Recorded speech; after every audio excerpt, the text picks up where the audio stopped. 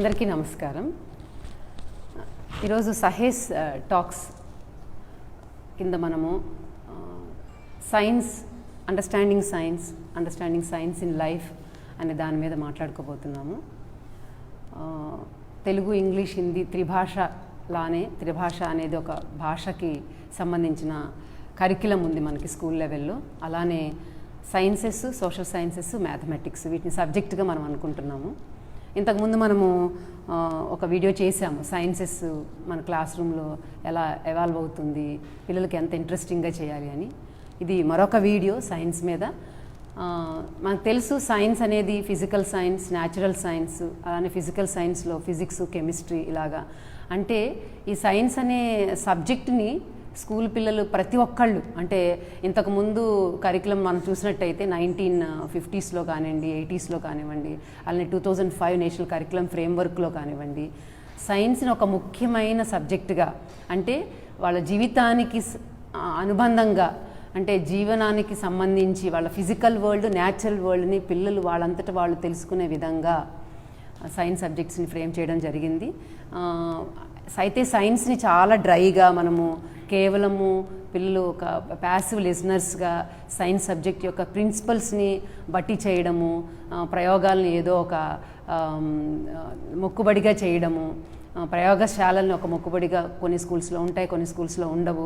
అలాగ మనము చూస్తున్న క్రమంలో చాలా సబ్జెక్టుని చాలా కఠినంగా చేసామేమో అనిపిస్తుంది. పిల్లలందరికీ కూడా సైన్స్ అంటే ఇష్టంగా, అది చిన్న క్లాసుల నుంచి కూడా చాలా ఇష్టంగా ఉండేటువంటి సబ్జెక్ట్. ఎందుకంటే పిల్లలు న్యాచురలీ దే ఆర్ క్యూరియస్, వాళ్ళకి అన్నీ తెలుసుకోవాలంటుంది. మీరు పిల్లలు గమనిస్తే అది ఎందుకు, ఇదేంటి, ఎలా, ఇలాంటి ప్రశ్నలు మనకి ఎప్పుడు WH క్వశ్చన్స్ వస్తూ ఉంటాయి వాళ్ళ నోట్లోంచి. చాలా చిన్న పిల్లలప్పుడు చాలా వాళ్ళకి ఆతృత ఉంటుంది అన్నీ తెలుసుకోవాలని. దాన్ని మనము అలానే ఆ ఫ్లవరింగ్లో ఉంచితే కనుక వాళ్ళు పెద్ద అయిన తర్వాత సొంతగా తెలిసి అన్నిటినీ అబ్జర్వ్ చేసి వాళ్ళుగా తెలుసుకునే గుణం మనకు పెరుగుతుందని మనకు తెలుసు. అయితే దురదృష్టవశాత్తు మనకి క్లాస్ రూమ్స్లో ఆ అట్మాస్ఫియర్ లేకపోవడం వలన, కరిక్యులము సిలబస్కి మాత్రమే పరిమితం అవ్వడం వలన, సిలబస్ అంటే ఓన్లీ టెక్స్ట్ బుక్స్కే పరిమితం అవ్వడం వలన వాళ్ళు అబ్జర్వేషన్ స్కిల్స్, అలానే ప్రయోగం చేయడము, పరిశీలించడము, వాళ్ళంతటికి వాళ్ళు తెలుసుకోవడము, స్వయంగా తెలుసుకోవడము, స్వయంగా అధ్యయనం చేయడము, టెక్స్ట్ బుక్సే కాకుండా మిగతా వాటిని రిఫర్ చేసుకోవడము, వీటన్నిటిని మర్చిపోయి కేవలము పరీక్షల కోసమే, ముఖ్యంగా IITకి ప్రిపేర్ అవుతున్నారు అన్న వాళ్ళే సైన్స్ని కొంచెం దృష్టి పెట్టడము, అది కూడా మార్కుల గురించే దృష్టి పెట్టడము. వీటి వలన చాలా డ్యామేజ్ జరుగుతుందని మనకు అర్థమవుతుంది. సైన్స్ని ఒక సబ్జెక్టుగా పెట్టారు అంటే అలా పెడితే చదువుతారని, కానీ అది కేవలము పరీక్షలకే పరిమితం అవడం వలన వాళ్ళు నిజంగా నేర్చుకోవాల్సినటువంటి సైంటిఫిక్ ప్రిన్సిపల్స్ని, ఆ కాన్సెప్ట్ని గ్రహించకుండా కేవలం పట్టి ప్రశ్న జవాబులు రాయడం వరకే పరిమితం అయిపోతుంది. కొత్తగా కరికులం మారింది 2011 నుంచి. మన స్టేట్లో కొత్తగా స్టేట్ కరికులం ఫ్రేమ్వర్క్ ప్రకారం సైంటిఫిక్ మెథడ్ని ఎవాల్వ్ చేస్తూ పాఠాలు ఉండాలి. టీచర్ కూడా కో-లర్నర్లా ఉండాలి, టీచర్ ఒక ఫెసిలిటేటర్గా ఉండాలి, కానీ నాకంతా తెలుసు అనే జ్ఞానంతో క్లాస్కి వెళ్ళకూడదు. పిల్లలు 80% పార్టిసిపేషన్ పిల్లలు ఉండాలి, 20% వాయిస్ మాత్రమే టీచర్ ఉండాలి. అంటే ఎక్కడ లెక్చరింగ్ ఉండకూడదు. స్వతహాగా పిల్లల నుంచి రాబడుతూ కాన్సెప్ట్తో ఎవాల్వ్ అవ్వాలి అనే విషయాన్ని మనకి 2005-2011 స్టేట్ కరికులం ఫ్రేమ్వర్క్లో వివరంగా తెలియచేయబడింది. టెక్స్ట్ బుక్స్ కూడా చాలా అద్భుతంగా వాళ్ళు ఇచ్చారు. టెక్స్ట్ బుక్ని పరిమితం కాకుండా వాళ్ళని బయట ప్రపంచానికి పరిచయం చేస్తూ ప్రపంచంలో ఉన్నటువంటి సైంటిఫిక్ నాలెడ్జ్ని పిల్లలు చాలా సునాయాసంగా తీసుకోగలిగిన శక్తి పిల్లలకి ఇవ్వడం అనేది, టీచర్ ఫెసిలిటేట్ చేయడం అనేది అక్కడ ముఖ్య అంశంగా ఉంది. అప్పుడు మనకు కొత్తగా ఈ యొక్క 21st century స్కిల్స్లో సైంటిఫిక్ నాలెడ్జ్ అంటే టెక్నాలజీ కూడా కలిసిపోయింది. ఇప్పుడు టెక్నికల్ ప్రిన్సిపల్స్ అంతా కూడా సైన్స్తో ముడిపడి ఉంది. ఇప్పుడు మనం వాడేటువంటి కంప్యూటర్ సైన్స్ కానీ మిగతా టెక్నాలజీస్ అన్నీ కూడా పూర్వకాలం నుంచి ఇవన్నీ వస్తూ ఉన్నాయి. కానీ ఇప్పుడు ఉన్నటువంటి ఈ 21st century స్కిల్స్లో మొత్తంగా వాళ్ళు కంప్యూటర్ లిటరేట్స్ అవ్వాల్సి వస్తుంది. కంప్యూటర్ని కూడా సైంటిఫిక్ నాలెడ్జ్లో భాగం చేసుకొని వీటన్నిటిని మనం సైన్స్ని ముందుకు తీసుకోవాల్సిన ఆవశ్యకత ఈ రోజులో ఏర్పడింది. సో సైన్స్ని పిల్లలకి ఇంట్రెస్టింగ్గా చేయడం ఎలాగా, వాళ్ళకి లైఫ్లో, జీవితంలో సైన్స్ ఒక భాగము.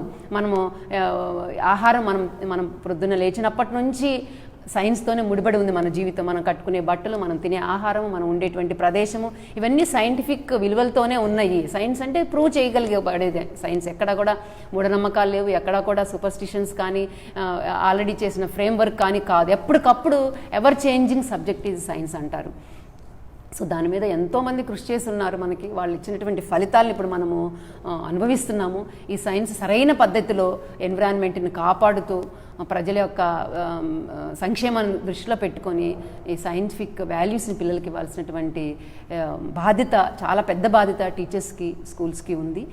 ఈ క్రమంలో మనం ఇక్కడ శివనాగేశ్వరరావు గారు Attota school, ZPH school assistant head మాస్టర్గా వర్క్ చేస్తున్నారు. సైన్స్లో నిష్ణాతులు. సైన్స్ అంటే చాలా ఇష్టం. మన టీచర్స్కి, పిల్లలకి అనేక సార్లు ఓరియంటేషన్కి ఇన్వైట్ చేయడం జరిగింది. వారు పిల్లలకి, టీచర్స్కి అనేక పద్ధతుల్లో సైన్స్ని ఇష్టంగా ఎలా చేయాలి, పిల్లలకి ప్రయోగాత్మకంగా పిల్లలే వాళ్ళకై వాళ్ళు సైంటిఫిక్ రూల్స్ని, ప్రిన్సిపల్స్ని తెలుసుకునేది ఎలా అనే దాని మీద ఆయన వర్క్ చేశారు. స్టేట్ రిసోర్స్ పర్సన్స్గా, స్టేట్ బెస్ట్ టీచర్ అవార్డీగా అనేక అవార్డ్స్. ముఖ్యంగా వారు పిల్లలతో చేసినటువంటి ఇన్నోవేటివ్ ప్రాజెక్ట్స్ నేషనల్ లెవెల్ వరకు చాలా వెళ్ళినాయి. ప్రతి సంవత్సరం వెళ్తుంది. ప్రతి సంవత్సరం కూడా ఇన్స్పైర్ అవార్డ్స్కి వాళ్ళ పిల్లలు చేసినటువంటి చిన్న చిన్న ఎక్స్పెరిమెంట్సే అవి చాలా అద్భుతంగా పిల్లలు రాణిస్తున్నారు వారి చేతిలో. సో వారు కొన్ని విషయాలు ఈరోజు మనతో తెలుపుతారు. సార్, ముఖ్యంగా చాలాసార్లు అనిపిస్తుంది పాత కరికులం సైన్స్ని పిల్లలు చాలా ప్యాసివ్ లిజనర్స్గా చేసి కేవలం బట్టి చేసే విధానంలో భాగస్తులుగా చేసింది. టీచర్స్ కూడా సబ్జెక్టుని ఇవ్వడం వరకే వాళ్ళు ఒక రోల్ ప్లే చేశారు. ఇప్పటి వరకు కూడా చాలా స్కూల్స్లో మనం చాలా చోట్ల గమనిస్తున్నాము.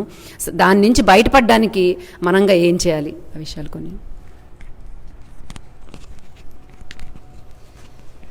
ముందుగా అరవింద స్కూలు ప్రిన్సిపల్ గారు, డైరెక్టర్ గారు, వారికి ముందుగా నమస్కారాలు. అలాగే ఈ కార్యక్రమంలో పాల్గొంటున్నటువంటి తల్లిదండ్రులు, పెద్దలు, విద్యావేత్తలందరికీ నమస్కారాలు, విద్యార్థులకి ఆశీస్సులు. ముఖ్యంగా పాత విధానాల్లో మనము తరగతి గదికే పరిమితం అయిపోయాం. ఏ విషయాన్నైనా నేర్చుకోవటానికి మనము తరగతి గది ఒక ప్రయోగశాల అయిపోయింది ఆ రోజుల్లో. అంత పెద్దగా మనకి ఊరిక పాసివ్ లెర్నింగ్లో మనం ఆ రోజుల్లో చదువుకున్నాం. ప్రత్యేకంగా నేను కూడా తరగతి గదిలో 4 గోడల మధ్య నేర్చుకోవటం జరిగింది. కాకపోతే ఆ విధానంలో నేర్చుకోవటం వలన నేను ఎక్కువగా ఆ ఫలితాలు, ఆ యొక్క లెర్నింగ్ అవుట్కమ్స్ని, అభ్యసన ఫలితాలని పొందలేకపోయా. తరువాత కాలంలో నేను ఈ విద్యారంగంలో ప్రవేశించినప్పుడు నేను నేర్చుకుంటున్నప్పుడు పడినటువంటి ఇబ్బందులు అవన్నీ కూడా మన పిల్లలకి ఉండకూడదు. మనం ఎలా చేయాలి, మనం పిల్లలకి ఏ విధంగా బోధన చేస్తే బాగుంటుంది అనేటటువంటి అంశాల్లో పరిశీలించి నేను చేయటం జరిగింది. దీనికి ముఖ్యంగా కారణము ప్రభుత్వం వారు ఎప్పటికప్పుడు ప్రతి సంవత్సరము కూడా విద్యని పిల్లలకి ఏ విధంగా బోధించాలి అనే అంశాల మీద ఉపాధ్యాయులకి శిక్షణా కార్యక్రమాలు ఏర్పాటు చేస్తున్నారు. వాటిని అవగాహన చేసుకోవటం. అలాగే ఒక నాన్ గవర్నమెంట్ ఆర్గనైజేషన్స్ కూడా ఉన్నాయి. అవి కూడా ఈ సమాజం గురించి ఆలోచిస్తూ ఉంటాయి. ఉదాహరణకి జన విజ్ఞాన వేదిక, అట్లాంటి సంస్థలు కూడా సమాజం దృష్టిలో కొంత బాధ్యతను వహించి కొన్ని వెనకబడినటువంటి అంశాల్లో ఉపాధ్యాయులకి శిక్షణ ఇవ్వటం జరుగుతుందన్నమాట. వాటి ద్వారా నేను కొన్ని శిక్షణలు తీసుకొని పిల్లలకి సులువైన విధానంలో మనం ఏ విధంగా పాఠాలు చెప్తే బాగుంటుంది అనేటటువంటి దృష్టిలో నేను కొన్ని ప్రయోగాత్మకంగా చేయటం జరిగిందనమాట. సైన్సు, గణితము, విజ్ఞాన శాస్త్రము, గణితము, ఈ రెండే కాదు, మిగతా సబ్జెక్టులు కూడా చాలా ఉన్నాయి అన్నమాట. ఒక్కొక్క దానికి ఒక్కొక్క పద్ధతి ఉంటుంది. సైన్స్ ఉన్నది. సైన్స్ అంటే ఏమిటి అంటే ఒక సిస్టమాటిక్ వే ఆఫ్ లెర్నింగ్. అంటే ఒక విధానములో ఒక విషయాన్ని మనము చదువుకుంటా వెళ్తాం. చదవటము అంటే ఇక్కడ పుస్తకాల ద్వారా చదవటం అని కాదు. మనం ప్రకృతి నుంచి చదవాల్సినటువంటి అంశాలు ఎన్నో ఉంటాయి.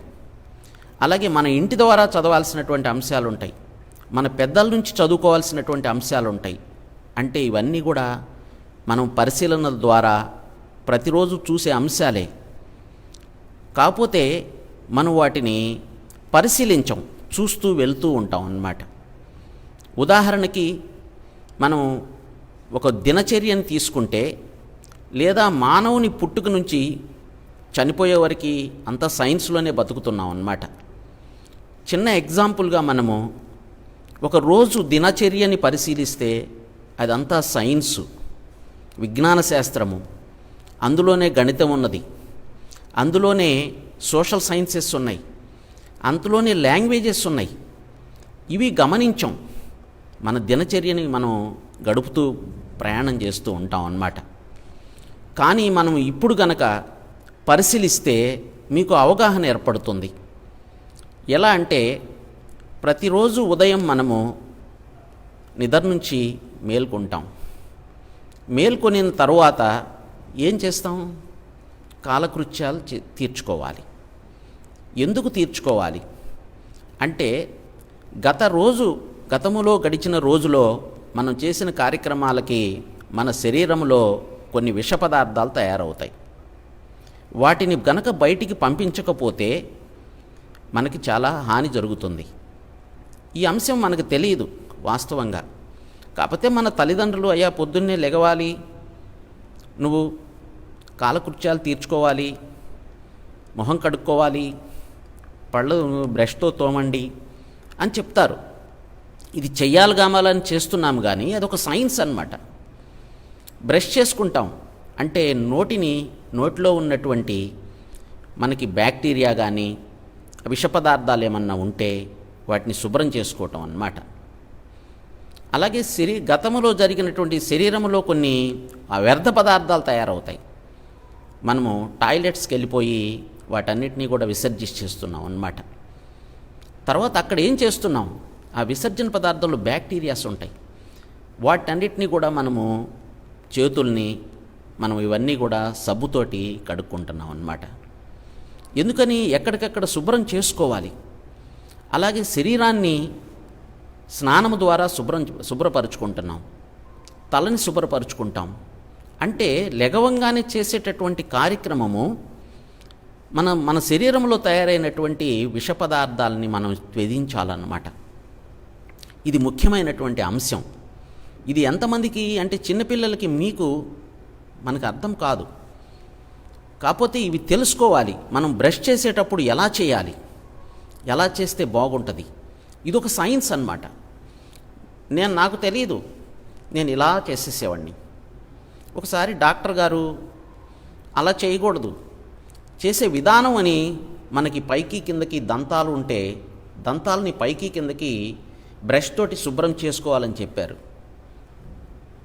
అలా చేయటం మూలాన ఆ లోపల ఉన్నటువంటి పదార్థాలు పళ్ళ మధ్యలో ఉన్నటువంటి అన్నీ కూడా బయటికి వెళ్తాయని తెలిసింది. అప్పటి నుంచి నాకు తెలిసిన దగ్గర నుంచి నేను ఆ విధంగా చేసుకోవటం ప్రారంభించాను. ఇది పిల్లలు తెలుసుకోవాలి. మనం భోజనం చేసేటప్పుడు చేతులు కడుక్కోవాలి. ఈ అంశం కూడా నాకు తెలియదు చానాళ్ళు చిన్నప్పుడు. ఒక చోటకి వెళ్ళినప్పుడు ఒక ఉపాధ్యాయులు చెప్పారు, అన్నం తినేటప్పుడు తిన్న తర్వాత సబ్బుతో చేతులు కడుక్కోవాలి. మన చేతులు చాలా పనులు చేస్తూ ఉంటాయి. చేసిన సందర్భాల్లో బ్యాక్టీరియాలు, క్రిములు అన్నీ కూడా మన చేతికి వచ్చి అంటుకుంటాయి. వీటిని చేతులు మామూలుగా కడుక్కొని వెళ్తే కొంత బ్యాక్టీరియా మాత్రమే బయటికి వెళ్తాయి, ఇంకా ఉంటాయి. సబ్బుతో కడుక్కోవటం మూలాన, క్లీనర్స్ తోటికి శుభ్రం చేసుకోవటం మూలాన 99% వెళ్ళిపోతాయి. మళ్ళీ చేతులు డ్రై చేసుకొని అప్పుడు ఆహార పదార్థాలని మనం తీసుకోవటం ప్రారంభించాలి. దాని మూలాన మన లోపలికి వెళ్ళేటటువంటి పదార్థాలు శుభ్రముగా మనము లోపలికి వేడివేడి పదార్థాలు తీసుకోవటం మూలాన లోపలికి వెళ్తాయి అన్నమాట. ఇది గ్రహించాలి పిల్లలు. మేము మా పాఠశాలలో పిల్లలందరికీ చెప్తూ ఉంటాం, అలా చేయకూడదు, ఇలా చేయండి అని. పాటించాలి అది. ఎందుకంటే అలా పాటించటం వల్ల మనకు ఆరోగ్యం వస్తుంది అన్నమాట. అది ఒకటి అంశం నేర్చుకోవాలి మనం పిల్లలు. ఇది కూడా సైన్స్. మరి ఉదయం పూట ఆ విధంగా చేసే అన్నీ కూడా కొన్ని రసాయనిక చర్యలే. అవన్నీ ఆ రసాయన చర్యల వల్ల మనం శరీరం అంతా కూడా శుభ్రం చేసుకోగలుగుతున్నాం అన్నమాట.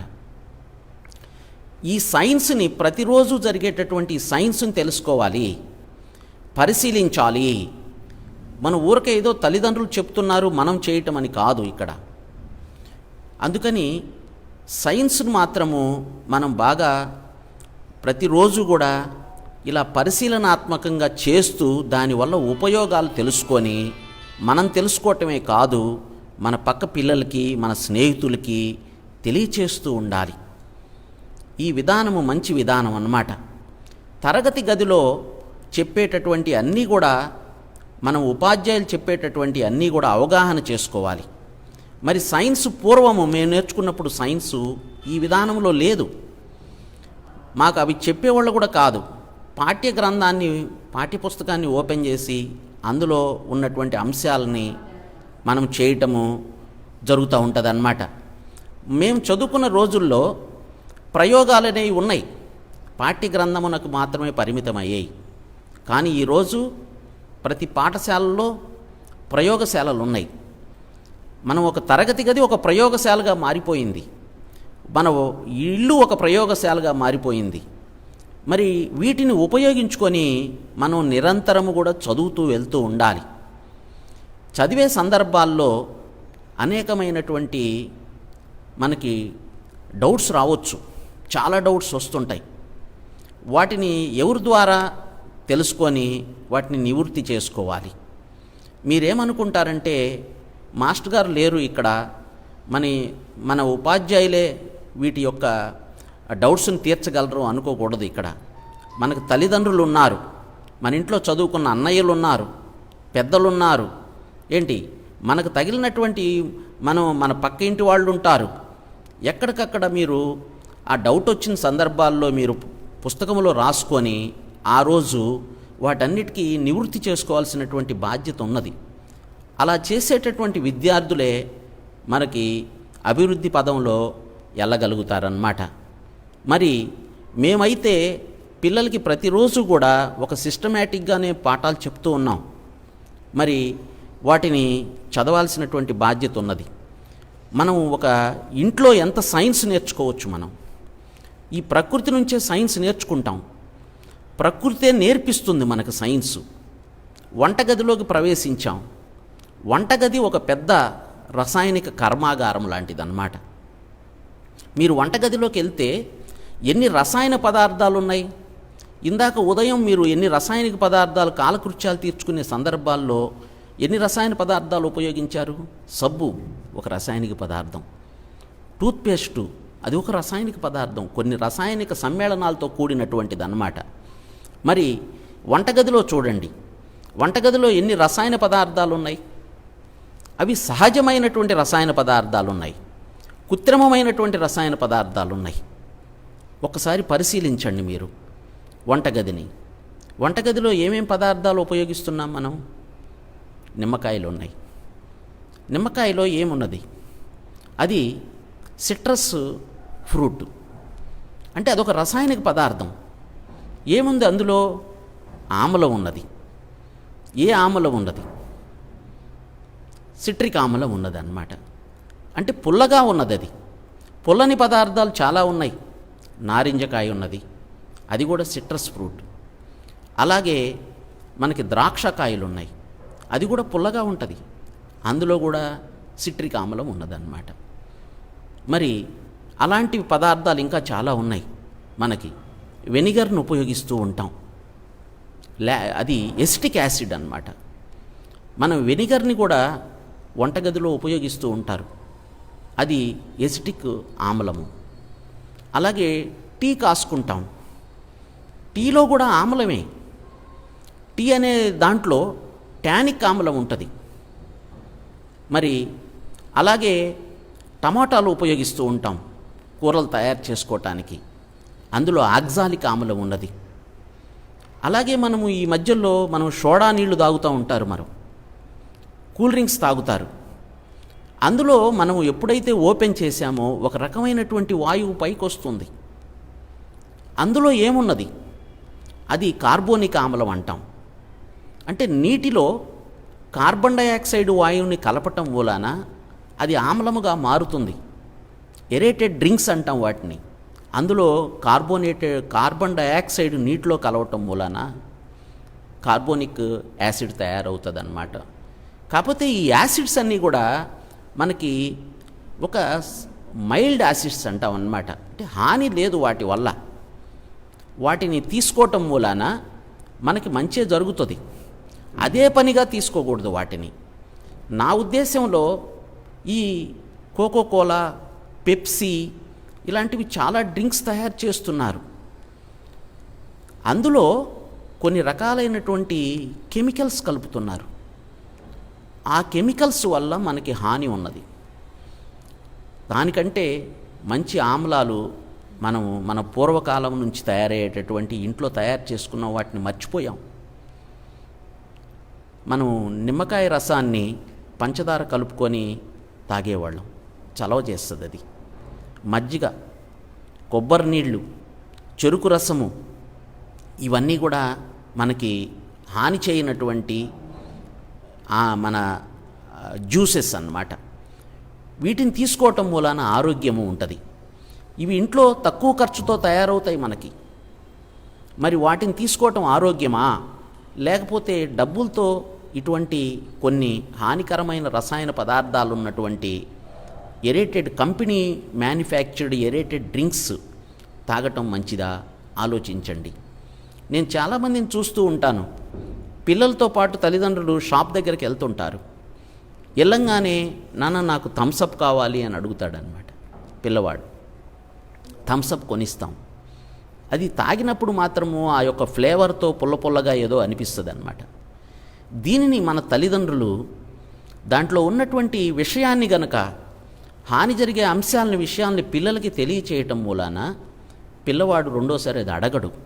ఇంటికెళ్ళిన తర్వాత మనం ప్రకృతి సిద్ధంగా తయారైనటువంటి పండ్ల నుంచి వచ్చేటటువంటి ఆ జ్యూస్ ఇచ్చిన తర్వాత, లేదా రెండు పక్కపక్కన పెట్టి మనం తయారు చేసినటువంటిది ఇవ్వండి, ఒక 5 నిమిషాల తర్వాత ఆ కంపెనీ తయారు చేసింది ఇవ్వండి, ఏది బాగుంటుందో అడగండి పిల్లల్ని.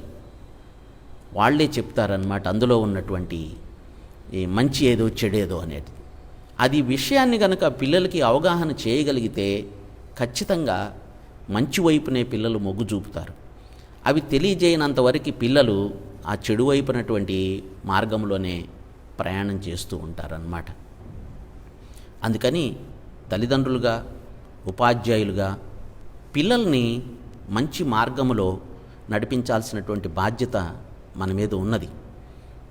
ఉపాధ్యాయులు చెప్తూ ఉంటారు, తల్లిదండ్రులు కూడా చెప్తూ ఉంటే ఇటువంటి ఒక తెలియనటువంటి అంశాలు తెలుసుకోగలిగితే పిల్లవాడు మంచి వైపునే ప్రయాణం చేయటానికి వెళ్తూ ఉంటారన్నమాట. ఇందాక మేడం గారు మనతోటి అడుగుతున్నారన్నమాట, ఇదివరకు సైన్స్కి ఇప్పుడుకి సైన్స్కి ఉన్నటువంటి తేడా ఏంటి అని. ఇప్పుడు సైన్స్ ప్రత్యక్షంగా పిల్లవాడికి చూపించటం జరుగుతున్నది. వాడు సొంతగా హ్యాండ్స్ ఆన్ ఎక్స్పీరియన్స్ తోటి నేర్చుకోవటం జరుగుతుంది. మేము చదివిన కాలంలో మాకు పరికరాలే తెలియదు. ఒక పరీక్షణాలకి ఎలా ఉంటుందో కూడా చూడాలి మేము. ఇప్పుడు అలా లేదు. పరీక్షణాలకి వాడితేనే ప్రయోగం అనేది కాదు. ఇప్పుడు అదే ప్రయోగాన్ని మన ఇంట్లో దొరికేటటువంటి గాజు గ్లాస్తో తయారు చేయొచ్చు, మన ఇంట్లో పాత్రలతో తయారు చేయొచ్చు. ఇప్పుడు సింప్లిఫై చేసేసారనమాట. టెక్స్ట్ బుక్స్ అంతా కూడా యాక్టివిటీ బేస్డ్ టెక్స్ట్ బుక్స్ తయారైనాయి. అంటే ఒక అంశాన్ని ఒక కృత్యము ద్వారా పిల్లలు నేర్చుకోగలుగుతున్నారు, ఇంట్లోనే చేసుకోగలుగుతున్నారు. అప్పటి రోజుల్లో ఆ విధంగా లేదు. ప్రభుత్వం వారు కూడా కొన్ని అమెండ్మెంట్స్ తీసుకొచ్చేసి ప్రతి 10 సంవత్సరాలకు ఒకసారి, 8 సంవత్సరాలకు ఒకసారి మాడిఫై చేస్తున్నారన్నమాట. అంటే కాలానుగుణంగా పాఠ్య గ్రంథాలని అప్పుడున్నటువంటి పరిస్థితులకు అనుగుణంగా మార్చి తయారు చేయటం జరుగుతూ ఉంది. కానీ ఇప్పుడు కొన్ని పాఠశాలలు నేను పరిశీలించాను. మనం ఈ పాఠ్య గ్రంథాలన్నీ కూడా ఒక విద్యావేత్తలు, శాస్త్రవేత్తలు, మానసిక శాస్త్రవేత్తలు అందరూ కూర్చొని ఒక సిలబస్ తయారు చేయటం జరిగింది. ఏ తరగతి పిల్లవానికి ఏ అంశాలు చెప్పాలి, ఆ అంశాన్ని ఎంతవరకు చెప్పాలి, ఏ విధానంలో చెప్పాలి అని పాఠ్యగ్రంథాలు ప్రభుత్వం వారు తయారు చేయటం జరిగిందన్నమాట. కొన్ని పాఠశాలల్లో నేను గమనించినటువంటి అంశాలని మీ దృష్టికి తీసుకురాదలుచుకున్నాను.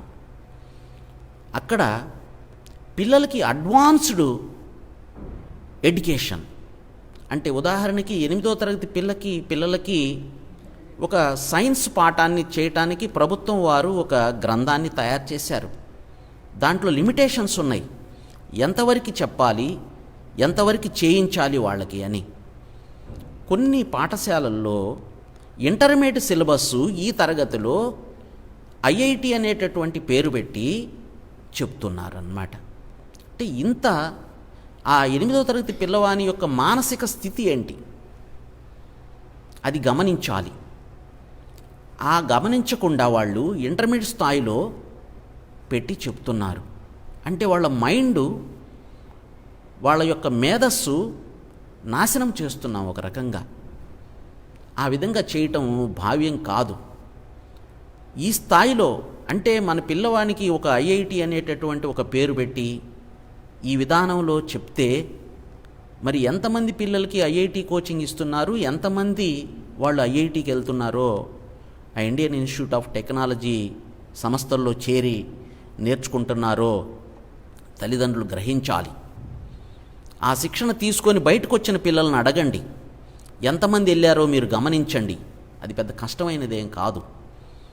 మరి మన పిల్లలకి ఏ విద్యని నేర్పించాలి, ఎటువంటి పాఠశాలల్లో సక్రమమైన విధానంలో విద్య సాగుతుందో కూడా తల్లిదండ్రులు గమనించాల్సినటువంటి అంశం ఉన్నది.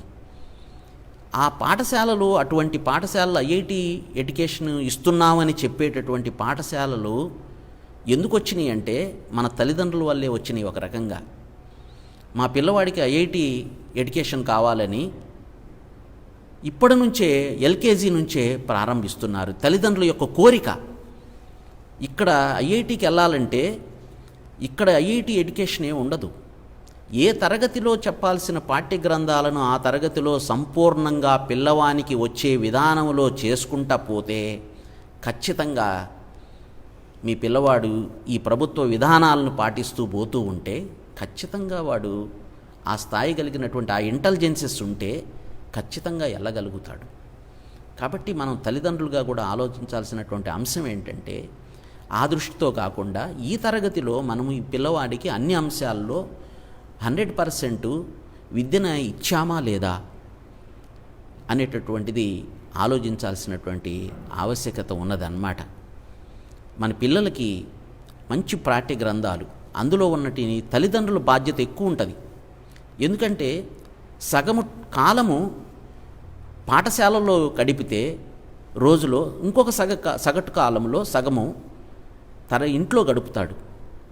పాఠశాలలోకి వెళ్ళిన తర్వాత ఉపాధ్యాయులు వాళ్ళకి ఈ అంశాల మీద శిక్షణ ఇస్తారు. ఇంటికి వచ్చిన తర్వాత వాటికి సంబంధించినటువంటి వర్క్ కొంత సెల్ఫ్గా చేయాలి.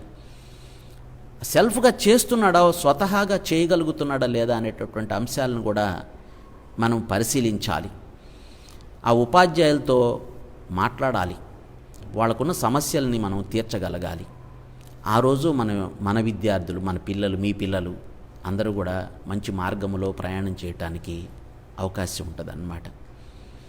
నేను ఈరోజు సైన్స్ మీద కొన్ని అంశాలని చెప్పాలని నేను ప్రయత్నం చేస్తున్నాను అన్నమాట.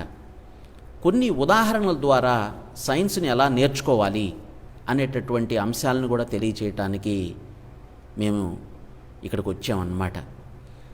మరి నేను ఒక అంశాన్ని మీకు తెలియచేస్తాను. ఈ కార్యక్రమంలో మీరు చూడండి ఒకసారి. మామూలుగా ఈ సైన్స్ విజ్ఞాన శాస్త్రాన్ని నేర్చుకునే సందర్భంలో కొన్ని ప్రిన్సిపల్స్ ఉంటాయి, కొన్ని లాస్ ఉంటాయి అన్నమాట.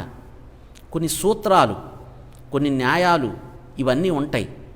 వీటిని ఎలా నేర్చుకోవాలి విద్యార్థి, ఆ యొక్క యాక్టివిటీని ఎలా నేర్చుకోవాలి, నేర్చుకున్న తర్వాత ఈ యొక్క కృత్యము నిత్య జీవితంలో మనకి ఎలా ఉపయోగపడుతుందో కూడా తెలుసుకోవాలి. పిల్లవానిలో చాలా అంశాలు ఉంటాయి, వాళ్ళకి ప్రత్యేకమైనటువంటి ఇంటెలిజెన్సెస్ ఉంటాయి అన్నమాట. మన పిల్లవాడు ఒక డాక్టర్ అవ్వాలి అని మనం కోరుకోకూడదు. ఆ పిల్లవానిలో ఉన్నటువంటి ఆ కోరికని పిల్లవాడే వ్యక్తం చేయగలగాలి. మరి అవన్నీ కూడా వ్యక్తం చేయగలిగి వాడి యొక్క కోరిక ప్రకారము వాడు ఏది ఎన్నుకోగలుగుతారో ఆ అంశాల్లో వాడికి శిక్షణ ఇప్పించాల్సిన బాధ్యత ఉంటుంది. చాలామంది తల్లిదండ్రులు నేను గమనించిన విషయం ఏంటంటే, ముందుగానే పిల్లవాడేమవ్వాలో ఈ తల్లిదండ్రులే అనుకుంటున్నారు. వీళ్ళ కోరికల్ని పిల్లవాళ్ళ మీద రుద్దుతున్నారు, పిల్లల మీద. అది మంచి విధానం కాదు. దానివల్ల ఆశించిన ఫలితాలు పిల్లల్లో రావు. నేను అడుగుతూ ఉంటాను, అయ్యా నువ్వు ఏం చదువుకుంటావు, భవిష్యత్తులో నువ్వేం అవ్వాలనుకుంటున్నావు అని. తరగతి గదిలో అడిగితే కొంతమంది పిల్లలు నేను ఇంకేం అనుకోలేదండి అని అంటారనమాట. కొంతమంది నేను పోలీస్ డిపార్ట్మెంట్కి వెళ్ళాలనుకుంటున్నానండి అంటారనమాట. కొంతమంది నేను డాక్టర్ అవ్వాలని, ఇలాంటి కోరికలు ఉంటాయి వాళ్ళకి. అప్పుడు ఎందుకు అవ్వాలి అనుకుంటున్నావో అని ప్రశ్న వేయాలి. గోల్ ఏంటనేది, వాళ్ళ యొక్క గోల్స్ కూడా, వాళ్ళ లక్ష్యాలను కూడా మనం అడగాలి, ఎందుకు అవుతున్నావు అని. కోరిక ఉంటుంది, ఆ లక్ష్యాన్ని సాధించడానికి ఆ లక్ష్యాలు వాళ్ళలో ఉన్నటువంటి వాటిని వెలికి తీసుకురావాలి. అది తల్లిదండ్రుల బాధ్యత, ఉపాధ్యాయుల బాధ్యత. తెలియచేయాలి. ఇప్పుడు ఇందాక ఒక విద్యార్థిని నేను అడిగినప్పుడు నేను ఇంకా ఏం అనుకోలేదు అంటున్నాడు అనమాట. అంటే అంత ఆలోచన రాలా. వాళ్ళకి ఆ గోల్స్ సెట్ చేయాలి. ఎప్పుడు ఆ తరగతి మనకి 6వ తరగతి నుంచి 10వ తరగతి లోపల ఉన్న విద్యార్థులకి ఆ లక్ష్యాల్ని నిర్ధారించాల్సిన బాధ్యత ఉపాధ్యాయుల మీద, తల్లిదండ్రుల మీద ఉన్నదన్నమాట. ఇది గమనించి చెయ్యాలి. చేసిన రోజు వాడు చక్కగా ఆ విధానంలో ప్రయాణం చేస్తాడనమాట. కాబట్టి ఈ సైన్స్ని నేర్చుకునే సందర్భంలో మనము కొన్ని యాక్టివిటీస్ చేసే సందర్భంలో పిల్లలని పరిశీలింప చేయనివ్వాలి. అలాగే పిల్లల చేత కూడా చేయించాలి. వాళ్ళ చేత్తో పట్టుకోగలగాలి. వాళ్ళ యొక్క పట్టుకున్నప్పుడు వచ్చేటటువంటి యొక్క ఆర్ద్రత స్వతహాగా ఆ సైన్స్ని నేర్చుకునేటటువంటి ఇది పెరుగుతుంది పిల్లల్లో. అందుకని అవన్నీ చేయించగలగాలి మనము. నేను ఈ సందర్భంలో నేను కొన్ని పిల్లల కోసం కొన్ని కృత్యాలు చేయటానికి నేను ఒక కృత్యాన్ని సందర్భంలో చేసి చూపించాలనుకుంటున్నాను. మరి ఒకసారి చూడండి. ప్రశ్నలు ఏమన్నా ఉన్నా కూడా నాతోటి దీనికి సంబంధించి మీరు నాతోటి ఇంటరాక్ట్ అవ్వటానికి ప్రయత్నం చేయండి. ఓకే, మీరు ఆన్లైన్లో మీకు ఉన్నటువంటి దానికి మెసేజ్ చేయండి. నేను ఇప్పుడే దానికి సంబంధించినటువంటి కొన్ని నేను వివరణ ఇవ్వటానికి ప్రయత్నం చేస్తానన్నమాట. ఇప్పుడు నేను ఒక సైన్స్లో ఒక సూత్రాన్ని మీకు తెలియచేయాలనుకుంటున్న ఒక కృత్యం ద్వారా మీరు ఏదన్నా ఆ సైన్స్ సూత్రాన్ని గమనించగలిగితే స్పందించండి. చూడండి ఒకసారి. నేను ఇప్పుడు ఇక్కడ ఇవి మీ అందరికీ తెలుసు, టీ తాగటానికి ఉపయోగించేటటువంటి కప్పులు అన్నమాట. ఈ కప్పులతోటి సైన్స్ సూత్రాన్ని ఒక యాక్టివిటీ ద్వారా మీకు చూపించదలుచుకున్నాను. అవి ఏమవుతాయో ఒకసారి మీరు చూసి ఆ సైన్స్ సూత్రానికి ఏమై ఉంటుందో మీరు పరిశీలించండి ఒకసారి. ఇవన్నీ కూడా టీ కప్పులు అన్నమాట. ఇలాగా టీ కప్పులన్నింటినీ కూడా ఇలా ఉంచాను నేను. ఇలా ఉంచిన తర్వాత నేనేం చేయదలుచుకున్నానంటే, దీనికి పైన సమాంతరంగా నోటి ద్వారా గాలిని ఇలా ఊదుతాను నేను. ఊదినప్పుడు ఏం జరుగుతుందో మీరు ఒకసారి పరిశీలించండి, ప్రతిస్పందించండి.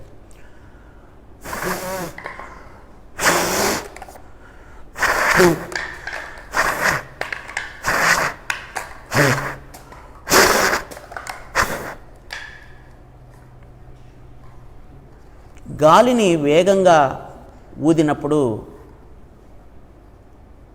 ఈ వరసలో ఉన్నటువంటి కప్పులన్నీ కూడా లెగిసెళ్ళినాయి. ఏ సైన్స్ సూత్రము ఉన్నదని అనుకుంటున్నారు?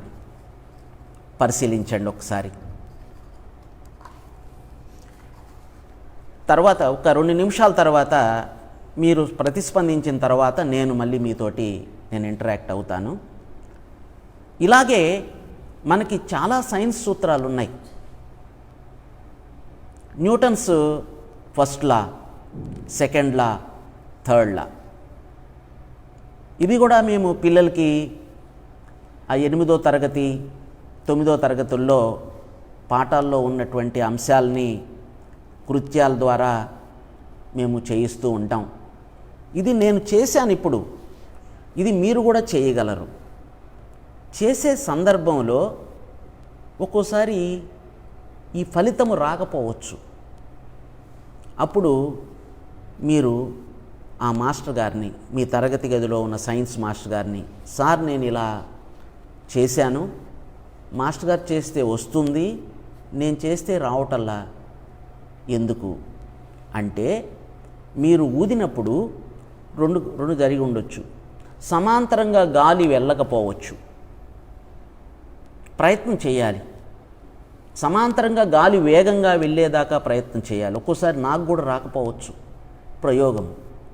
ఆ ప్రయోగములో కొన్ని అంశాలు ఉంటాయి, జాగ్రత్తలు ఉంటాయి. వాటిని పాటించినప్పుడు మాత్రమే ఆ ప్రయోగము ఫలితం కూడింది. ఇలాగే నేను ఒక తరగతి గదిలో విద్యుదయస్కాంతం చేయటం నేర్పించా ఒక పిల్లవాడికి. విద్యుదయస్కాంతం చూపించా. అది ఎలా, ఒక మేకుని తీసుకొని ఒక రాగి తీగని ఇలాగా చుట్టి దానికి దగ్గరగా దానికి ఒక విద్యుత్ ఘటము సెల్ ఆ 2 అంచులకి కలిపి గుండు సూదులు తీసుకొస్తే మేకుకి గుండు సూదులు ఆకర్షించబడుతున్నాయి. చాలా సింపుల్ ఎక్స్పెరిమెంట్ అది. పిల్లలందరూ చూశారు. సార్ మేము తయారు చేసుకొస్తామని అన్నారు. నేను చెప్పానన్నమాట, ఏమేమి సేకరించాలి, ఎలా చుట్టాలి, జాగ్రత్తలు కూడా చెప్పాను. 2వ రోజు ఒక విద్యార్థి తీసుకొచ్చాడు నా దగ్గరికి. సార్ నేను చుట్టుకొచ్చాను, చేశాను, ఏంటి నాకు రావట్లా, మీకు వచ్చింది ఏంది, ఏదో మీరు మోసం చేశారు, ఏదో మ్యాజిక్ చేశారని చెప్పాడనమాట. నువ్వు తీసుకురాయా అని చెప్పి నేను పరిశీలించాను.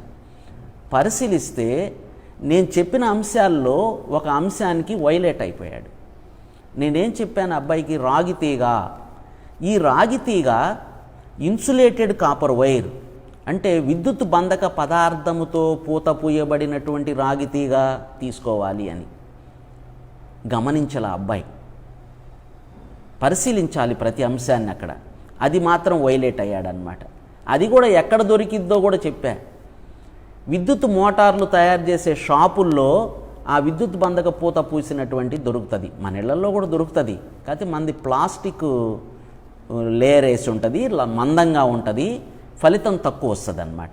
ఆ రాగి తీగ వల్ల ఫలితం ఎక్కువ వస్తుంది. అది మర్చిపోయాడు. మామూలు రాగి తీగ బేర్ కాపర్ వైర్, అంటే ఆ విద్యుత్ బంధక పదార్థము లేనటువంటి రాగి తీగని చుట్టాడు, ఫలితం రాల. అప్పుడు గమనించాడనమాట. ఈ బాధ్యత ఏంటంటే ఆ యొక్క చిన్న వైలేషన్స్ను కూడా తీసివేయాల్సినటువంటి, నివృత్తి చేయాల్సినటువంటి బాధ్యత ఉపాధ్యాయుల మీద ఉంది, తల్లిదండ్రుల మీద కూడా ఉన్నది. మనం కూడా ఒక వైపున చదువుకొచ్చినటువంటి విద్యార్థులు ఒకప్పుడు. కాబట్టి పిల్లల్ని గమనిస్తూ ఉండాలి. మనం ఇలాంటి ప్రయోగాల్ని మరి మనము చేసి తెలుసుకోవాలి. మరి చెప్పనా ఇప్పుడు ఇందులో దాగి ఉన్నటువంటి సూత్రము? ఇందులో మనము సైన్స్ చదువుకునేటప్పుడు బెర్నౌలీస్ ప్రిన్సిపల్ అని ఉంటుంది అన్నమాట. బెర్నౌలీస్ ప్రిన్సిపల్ అప్లై చేసాం ఇక్కడ. అంటే ఎప్పుడు కూడా మనం సమాంతరంగా గాలిని ఊదిన సందర్భంలో పైన పీడనము తగ్గుతుంది, కింద పీడనము ఎక్కువ ఉంటుంది అన్నమాట. పై పీడనము ఎప్పుడైతే తగ్గిందో ఆ తగ్గిన ప్రాంతానికి ఈ కప్పు పైకి లెగుస్తుందన్నమాట. ఈ సూత్రము ఆధారం చేసుకొనే గాలిపటాలు పైకి వెళ్తుంటాయి. గాలి ఇలా సమాంతరంగా ఉన్నప్పుడు అప్పుడు గాలిపటం పైకి లెగుస్తుంటుంది అన్నమాట. అలాగే మన గదుల్లో గోడకి క్యాలెండర్లు వేలాడతీస్తూ ఉంటాం. క్యాలెండర్ వేలాడతీసిన సందర్భంలో పైన ఫ్యాన్ ఉంటుంది, ఫ్యాన్ తిరుగుతూ ఉంటుంది వేగంగా. గోడకి ఆనించినటువంటి క్యాలెండర్లో ఉన్నటువంటి ఆ కాగితాలు ముందుకు వస్తుంటాయి. మీరు బాగా గమనించండి. లెగుస్తుంటాయి, పడుతుంటాయి, లెగుస్తుంటాయి, పడుతుంటాయి. ఫ్యాన్ గాలి మనం ఫ్యాన్ ఎప్పుడైతే ఆఫ్ చేస్తామో అవి స్టేబుల్గా పేపర్లు ఉంటాయి అన్నమాట. అక్కడ కూడా బెర్నౌలీ సూత్రం అప్లై ఉంది.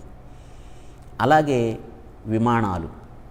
విమానాలు బెర్నౌలీ సూత్రాన్ని ఆధారంగా చేసుకొని ఎగురుతున్నాయి. విమానాలు వెళ్ళే సందర్భంలో దాని యొక్క షేప్ ఇలాగుంటుంది అన్నమాట.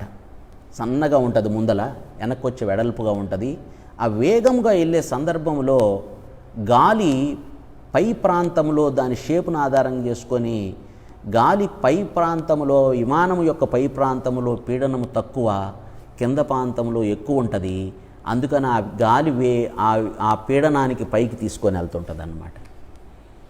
అక్కడ బెర్నౌలీ సూత్రాన్ని ఉపయోగించుకొని మనం విమానాలు అవన్నీ కూడా ఎగురుతూ ఉన్నాయి నిత్య జీవితంలో. ఇది విద్యార్థి తెలుసుకోగలిగితే ఇది ప్రైమరీ ప్రిన్సిపుల్ అన్నమాట. మరి ఈ పక్షులు కూడా ఎగురుతాయి. అసలు విమానం తయారు చేయడానికి కారణము ప్రకృతే. పక్షులు ఎగరటము చూసి మరి రైట్ బ్రదర్సు తయారు చేసిందన్నమాట ఇదంతా. సైన్స్ ఎక్కడో లేదు, ప్రకృతి నుంచే నేర్చుకుంటున్నాం. ఆ ప్రకృతి సూత్రాలని పాటించాలి మనం. మరి అవన్నీ పాటించగలిగితే మనము ఈ సైన్స్ని ఎవరైతే బాగా అవగాహన చేసుకుంటారో వాళ్ళు సైంటిస్టులుగా తయారవ్వచ్చు. మరి డాక్టర్స్ అంటున్నారు, డాక్టర్స్ కావాలి, కాకపోతే ఎంతవరకు వాళ్ళల్లో ఆ యొక్క విద్యార్థుల్లో డాక్టర్ అవ్వాలి, నేర్చుకోవాలి అవన్నీ కూడా అనేటటువంటి ఇంట్రెస్ట్ ఎప్పుడైతే ఉంటుందో ఆ వృత్తిలో రాణించగలుగుతారు. మరి డాక్టర్స్ ఎంతోమంది అయ్యారు, మరి వాళ్ళందరూ వృత్తిలో రాణించగలుగుతున్నారా? మన పేరెంట్సే చెప్తూ ఉంటారు, ఆయన హస్తవాసి మంచిది అని. హస్తవాసి మంచిదంటే ఆయనకి ఆ వృత్తిలో 100% నాలెడ్జ్ ఉంది. ఆయన చూడంగానే చెప్పేయగలుగుతాడు, అంటే అంత అవగాహన ఉన్నదన్నమాట. మరి అందరూ డాక్టర్స్ వల్ల మరి అవటలేదే ఆ పని. కాకపోతే మిగతా డాక్టర్స్ ఏంటంటే పేరెంట్స్ యొక్క పోజింగ్ వల్ల, వాళ్ళ యొక్క దీనివల్ల అయిన డాక్టర్స్ అన్నమాట. కాబట్టి ఎప్పుడైతే స్వతహాగా వాళ్ళ యొక్క ఏది అవ్వాలో ఆ ఇంటెలిజెన్సెస్ ఉంటాయో వాళ్ళు మాత్రమే ఆ వృత్తిలో రాణించగలుగుతారు, లేకపోతే వెనకబడిపోతారు. ఇది ఒకటి గమనించాల్సినటువంటి అంశం.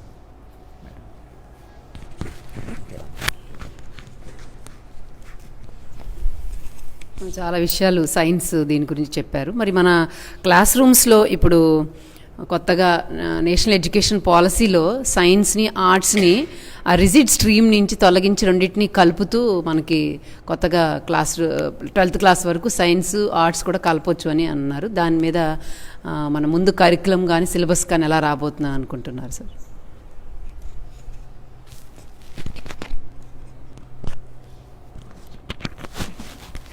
ఇక్కడ మనము గమనించాల్సినటువంటి అంశం new educational policy. New educational పాలసీలో ఇక్కడ ఏమంటే మనం ఇదివరకు డివైడ్ చేసేసుకున్నాం అన్నీ, సైన్స్ గ్రూప్స్ అలాగే ఆర్ట్స్ గ్రూప్స్ అనేటటువంటి అన్నమాట.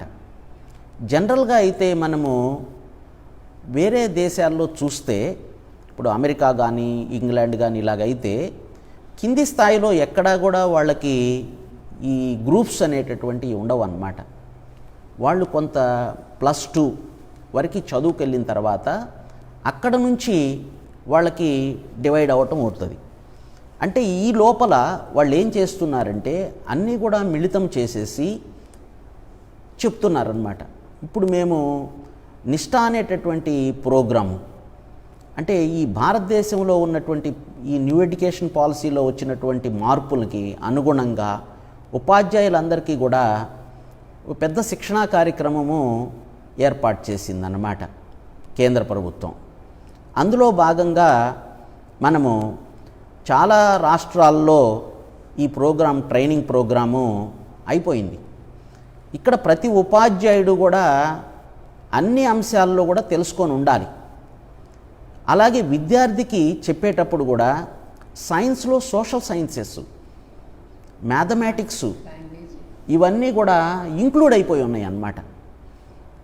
అవన్నీ ఆ ఇంక్లూజన్ ఎడ్యుకేషన్ అంటే ఇదివరకు మనకి ఇంక్లూజన్ ఎడ్యుకేషన్ అనేటప్పటికీ కొంత మనకి కొన్ని ప్రత్యేక అవసరాలు కలిగినటువంటి విద్యార్థులకి ప్రత్యేకమైన పాఠశాలలు పెట్టడం జరిగింది. న్యూ ఎడ్యుకేషన్ పాలసీలో ప్రత్యేక అవసరాలు కలిగినటువంటి వాడు అంటే విజువల్లీ ఇంపైర్డ్, ఫిజికల్లీ ఇంపైర్స్, అలాగే మెంటల్లీ ఇంపైర్స్, వీళ్ళందరికీ స్పెషల్ పాఠశాలలు ఉపయోగపెట్టి చెప్పటం మూలాన ఆ విద్యార్థులకి సమాజం నుంచి దూరం అయిపోయారన్నమాట. అందుకని ఇప్పుడున్నటువంటి ఈ న్యూ ఎడ్యుకేషన్ పాలసీలో ఆ విద్యార్థులు అన్ని విభాగాలు, అన్ని భాగాలు సక్రమంగా ఉన్నటువంటి విద్యార్థులతో కలిసి కూర్చొని చదువుకోవాలని ఒక సైకలాజికల్గా ఉన్న ఒక మనకి సైకాలజిస్టులు ఏం చెప్తారంటే వీళ్ళని సమాజం నుంచి విడగొట్టకూడదు, తరగతి గది నుంచి ఈ స్పెషల్ నీడ్స్ ఉన్నటువంటి ప్రత్యేక అవసరాలు కలిగినటువంటి విద్యార్థుల్ని విడగొట్టకూడదు. మనం అనుకుంటాం అన్నమాట ప్రతి విద్యార్థి కూడా అన్నీ బాగున్నటువంటి అవయవాలన్నీ బాగున్న విద్యార్థి అంతా కూడా మంచివాడు అనుకుంటాం. కాకపోతే ఆ శాస్త్రవేత్త, మానసిక శాస్త్రవేత్త ఏం చెప్తాడంటే ఎవరు కూడా 100% ఈ అవసరాలు కలిగినటువంటి ఈ వికలాంగ విద్యార్థులతోటి వేరు చేయకూడదు. మనలో కూడా మెంటల్లీ కొంత రిటార్డెడ్ ఉన్నది, మనలో కూడా వాళ్ళని మీరు గమనించట్లేదు, కాబట్టి కొద్దిగా ఎక్కువ తక్కువ ఉన్నది, కాబట్టి మీరు విడగొట్టి చెప్పటానికి వీల్లేదు అని చెప్పి ఇప్పుడు అందరినీ కూడా వాళ్ళని ప్రత్యేక అవసరాలు కలిగినటువంటి విద్యార్థుల్ని మన తరగతి గదుల్లోకి తీసుకొచ్చి మన విలేజ్లో చదివే విద్యార్థి, అటువంటి విద్యార్థి మన పాఠశాలలో అందరు విద్యార్థులతో కూర్చొని అన్ని అంశాల్లో కూడా చదువుకోవాలనేటటువంటి ఒక ఇంటిగ్రేషన్ అన్నమాట. జెండర్ ఇంటిగ్రేషన్, అలాగే ఇలాగా స్పెషల్ నీడ్ చైల్డ్ ఇంటిగ్రేషన్ అన్నమాట, ఇంక్లూజివ్ ఎడ్యుకేషను, ఆర్ట్ ఎడ్యుకేషను, ఇవన్నీ కూడా ఇంక్లూడ్ చేసేసారు. కాబట్టి మనం ఈరోజు తరగతి గదిలో ఏ అవసరం, ఇప్పుడు సైన్స్లో ఒక ఆర్ట్ ఎడ్యుకేషన్ ఎంటర్ అవుతుంది, ఒక డ్రామా ఉన్నది, ఒక రోల్ ప్లే ఉన్నది. రోల్ ప్లే స్పెషల్గా ఇదివరకు మనకు ట్రైనింగ్ ఇచ్చేవాళ్ళం. ఎప్పుడో ఒకసారి ఒక సందర్భంలో వాళ్ళకి ఎప్పుడో ఒక ఫెస్టివల్స్, స్కూల్ ఫెస్టివల్స్ వచ్చినప్పుడు ప్రత్యేక శిక్షణ ఇచ్చేవాళ్ళం. ఇప్పుడు అలా కాదు. సైన్స్లో రోల్ ప్లే ఉంటుంది, మ్యాథమెటిక్స్లో రోల్ ప్లేస్ చేసుకోవచ్చు. మరి ఇట్లాంటి అన్నీ కూడా మనం ఈరోజు తరగతి గదిలో మనం చెప్పాల్సిన బాధ్యత మన ఉపాధ్యాయుల మీద ఉన్నది. కాబట్టి ఉపాధ్యాయులు అనేటటువంటి వాళ్ళు ఏదో ఒక ప్రత్యేక అంశానికి చెందినటువంటి ఉపాధ్యాయులు కాదు. ఈరోజు ఆర్ట్ ఎడ్యుకేషన్ తెలిసి ఉండాలి, ఫిజికల్ ఎడ్యుకేషన్ తెలిసి ఉండాలి, అలాగే మ్యాథమెటిక్స్ తెలిసి ఉండాలి, సైన్స్, సోషల్, లాంగ్వేజెస్, ఇవన్నీ కూడా కంప్లీట్గా ఒక ఉపాధ్యాయునికి తెలియాల్సినటువంటి అవసరం ఉన్నదన్నమాట. ఇవి తెలిసిన రోజే మన తరగతి గదిలో ఉన్నటువంటి విద్యార్థిని మనము 100% న్యాయం చేయగలుగుతామని ఇప్పుడు ఈ న్యూ ఎడ్యుకేషన్ పాలసీలు, ట్రైనింగ్స్లో శిక్షణ ఇస్తున్నారు. మేమందరం కూడా ఆ శిక్షణా కార్యక్రమాల్లో ఉన్నాం. మనం ప్రత్యేకంగా మన రాష్ట్రం ఈరోజు దేశంలో ఆన్లైన్ ట్రైనింగ్ తీసుకుంటుందన్నమాట. ఎందుకంటే ఈరోజు మన భారతదేశం అంతా కూడా ఒక ప్రత్యేకమైన పరిస్థితుల్లో ఇరుక్కుపోయి ఉన్నామన్నమాట, కోవిడ్-19. మరి ఇట్లాంటి సందర్భంలో మనము మన పిల్లల్ని రక్షించుకోవాల్సినటువంటి ఆవశ్యకత ఉన్నది.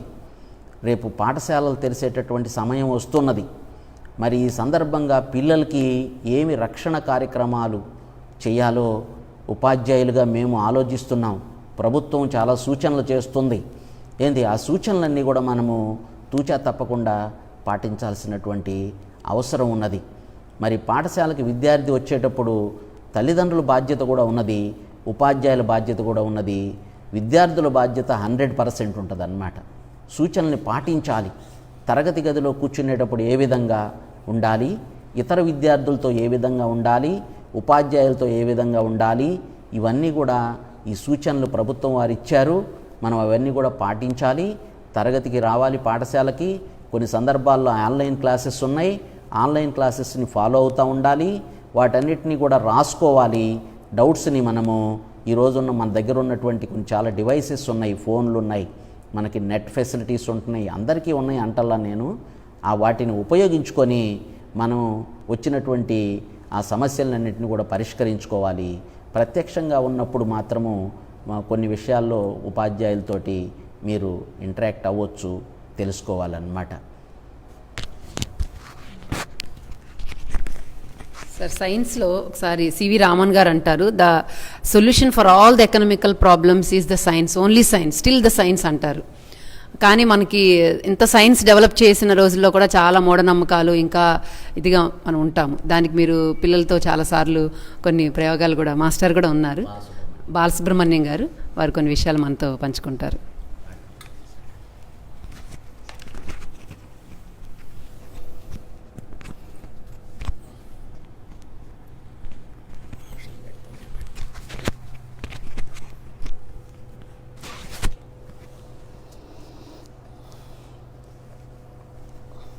ముందుగా అరవింద స్కూల్ యాజమాన్యానికి, ఇక్కడ ఉన్నటువంటి పెద్దలందరికీ నమస్కారం.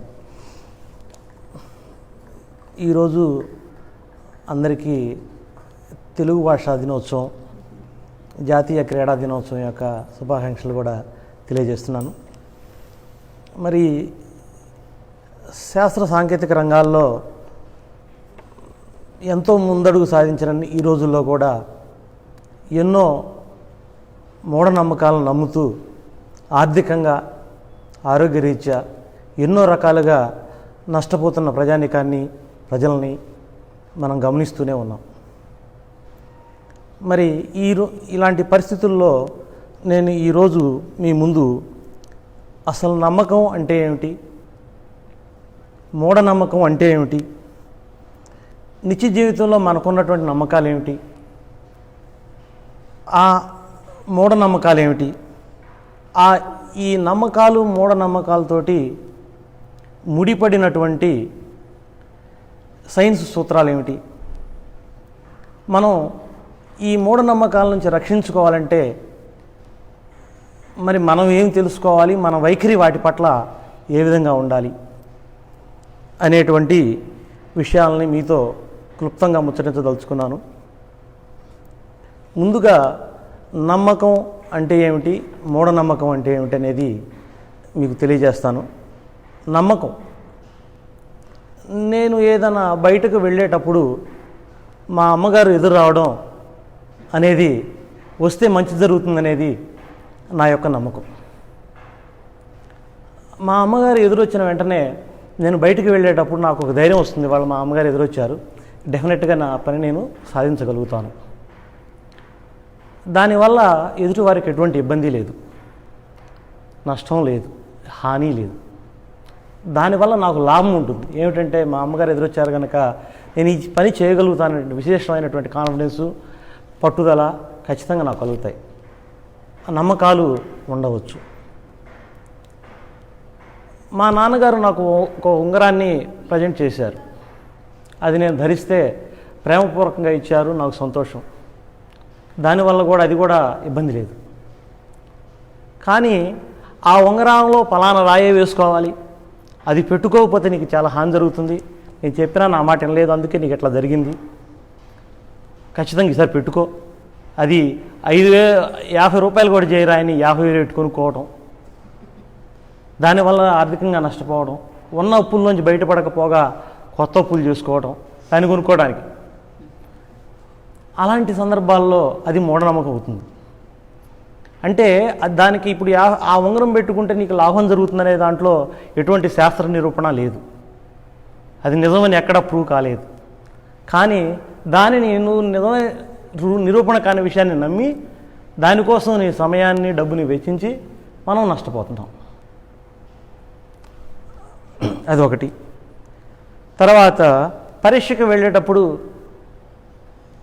దేవుడికి నమస్కారం చేసుకోవడంలో కూడా తప్పేం ఉండదు, అది నా వ్యక్తిగత నమ్మకం. శాస్త్రవేత్తలే, ఇస్రో శాస్త్రవేత్తలే రాకెట్ను లాంచ్ చేసేటప్పుడు ఆ రాకెట్ యొక్క నమూనాని దేవుడి దగ్గర పెట్టుకుంటున్నారు, అది వాళ్ళ నమ్మకం. కానీ అలా చేయటం వల్ల వ్యక్తిగతంగా ఎవరికి, ఇతరులకు హాని కలిగించినంత వరకు మన నమ్మకాల వల్ల ఎవరికి ఎటువంటి ఇబ్బంది జరగదు. అది మన యొక్క ఆత్మస్థైర్యాన్ని పెంచి ఆ పని సాకారం అయ్యేలాగా చేస్తుంది. మన మీద మనకు నమ్మకం ఉండాలి, ఆ నమ్మకం కూడా ఉండొచ్చు. మూఢనమ్మకాలకు విషయానికి వచ్చేసరికి సమాజంలో చాలా రకాలైన మూఢనమ్మకాలు ఉన్నాయి. అవన్నీ మీకు తెలిసినవి ఉన్నాయి. వాటిలో నా చిన్నతనంలో నేను గమనించినటువంటి 1-2 మూఢనమ్మకాలని, అంటే నేను 5వ తరగతి హై స్కూల్ లెవెల్లో చదువుకునే రోజుల్లో బాగా విశేషంగా టీవీలో ప్రాచుర్యం పొందింది వినాయకుడు పాలు తాగడం. మీకు కూడా పెద్దవాళ్ళకి మీ అందరికీ తెలిసే ఉంటుంది. వినాయకుడు పాలు తాగడం అది టీవీలో కూడా చాలా వైరల్ అయింది అప్పట్లో. వినాయకుడు పాలు తాగుతాడనేది మరి వాళ్ళు స్పూన్లో పోసి వినాయకుడు తొండం దగ్గర అక్కడ పెట్టగానే కాసేపట్లో స్పూన్ ఖాళీ అయింది. అలా ఎందుకు జరిగింది? దాని వెనుకున్నటువంటి సైన్స్ సూత్రం ఏమిటి? అది కొంచెం ఆలోచిస్తుండండి. ఇంకొకటి,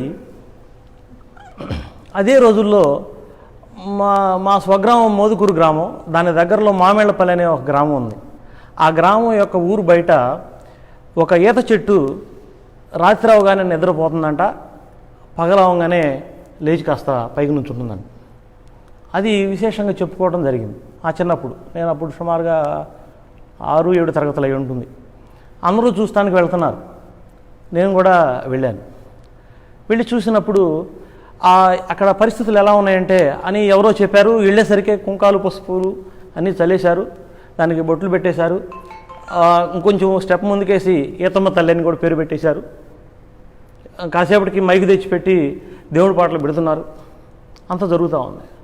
దానికి ఒక ఆయన వచ్చి ఒక తాడు కట్టి కింద ఒక రాయి కట్టాడు. అంటే ఆ రాయి నేలకి నైట్ టైం ఆని ఉంటుంది, పగలవగానే కొంచెం అది పైకి లేచినప్పుడు ఆ డిఫరెన్స్ తెలియాలిగా, అది తెలియడానికి ఒక రాయి కట్టారు. అంటే మనం రాత్రిపూట సాయంత్రం వెళ్ళి చూసేదంటే రేపు పొద్దున మళ్ళీ మధ్యాహ్నం వెళ్ళేసరికి చూసేసరికి ఆ రాయి కొంచెం పైకి ఉంటుంది అనమాట. ఓహో, ఇది లేస్తుంది అనే విషయానికి వెళ్ళారు. అప్పట్లో మన చిన్నపిల్లలు అవడం వల్ల ఆ విషయాలు తెలుసుకోలేకపోయాం. అయితే మా సైన్స్ మాస్టర్ని మేము అడిగాం, సార్ ఇలా జరుగుతుందంట, ఏంటి దీని సంగతి అంటే, సార్ ఏం చెప్పారంటే, మనం వంగనారు టమాటా నారు అని మొక్కలు తెస్తాం కదా, తెచ్చినప్పుడు వాటిని పెట్టినప్పుడు అవి వాలి పడిపోయి ఉంటాయి. అవి నిలదొక్కున్నాక కిరణజన్య సంయోగక్రియటం జరగడం ప్రారంభమైనాక అవి ఆటోమేటిక్గా పైకి లేస్తాయి. అలాగే అక్కడ ఏదో పరిస్థితులు వేరుగా ఉండుంటాయని చెప్పారు. నేను వెళ్ళి తర్వాత గమనించినప్పుడు ఆ ఈత చెట్టు యొక్క మొదలు గట్టు మీద ఉంది. ఆ గట్టు యొక్క సగం మట్టి ఆల్రెడీ కోసుకుపోయి అది పక్కకు ఒరిగింది. కిరణజన్య సంయోగక్రియ జరిగినప్పుడు కొంచెం పైకి లేస్తుంది, అదే పూర్తిగా ఉంచోట్లేదు, జస్ట్ కొంచెం ఒక బెత్త లేదా 2 బెత్తలు తేడా వస్తుంది అంతే. ఇలా ఉన్నది కొంచెం అలాగా. అంటే దాని యొక్క ఆధారం సరిగా లేపడం వల్ల వంగింది. కిరణజన్య సంయోగక్రియ అప్పుడు ప్రయత్నం చేస్తుంది, అది అంతే, జస్ట్ అదేదో మహిమ కాదు, ఏమీ కాదు. మరి అది ఆ చెట్టు ఇప్పుడు నుండి పూజలు అందుకుంటుందా? అందుకోవట్లా. ఇంకొక 6 నెలలు తిరిగేటప్పటికి మంచి వర్షాలు పడంగా ఆ మట్టి కూడా పోయింది, అది కింద పడిపోయింది. ఆ తర్వాత లేచింది లేదు, ఏమీ లేదు. అంటే అలాంటి సందర్భాలలో ఏదన్నా ఒక తెలియని విషయం వచ్చినప్పుడు మనం అదేదో మహిమని నమ్ముతాం. దాని రీజన్ తెలిసినాక ఓహో ఇలాగా ఇంతేనా అనేటువంటిది మనకు అనిపిస్తూ ఉంటుంది. మరి ఇందాక మనం చెప్పినట్టుగా వినాయకుడు పాలు తాగటంలో ఉన్నటువంటి సైన్స్ సూత్రాన్ని మనం గమనించినట్టయితే అక్కడ మనకి సర్ఫేస్ టెన్షన్, దాన్నే తెలుగులో తలతన్యత లేదా కేశనాళికేత ధర్మం అంటాం. సింపుల్గా చెప్పాలంటే ఇప్పుడు మనకి ఒక సన్నటి గాజు నాళికను కనుక మనం తీసుకుంటే, అంటే అది గాజు గొట్టము చాలా సన్నగా ఉంటుంది.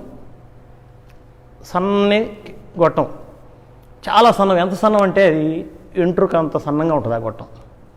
ఆ గొట్టాన్ని కనుక మనం నీటిలో ముంచితే ఆ వాటర్ లెవెల్ ఎంతవరకైతే ఉంటుందో ఆ లెవెల్ని మించి పైకి ఎక్కుతాయి నీళ్ళు దాంట్లో.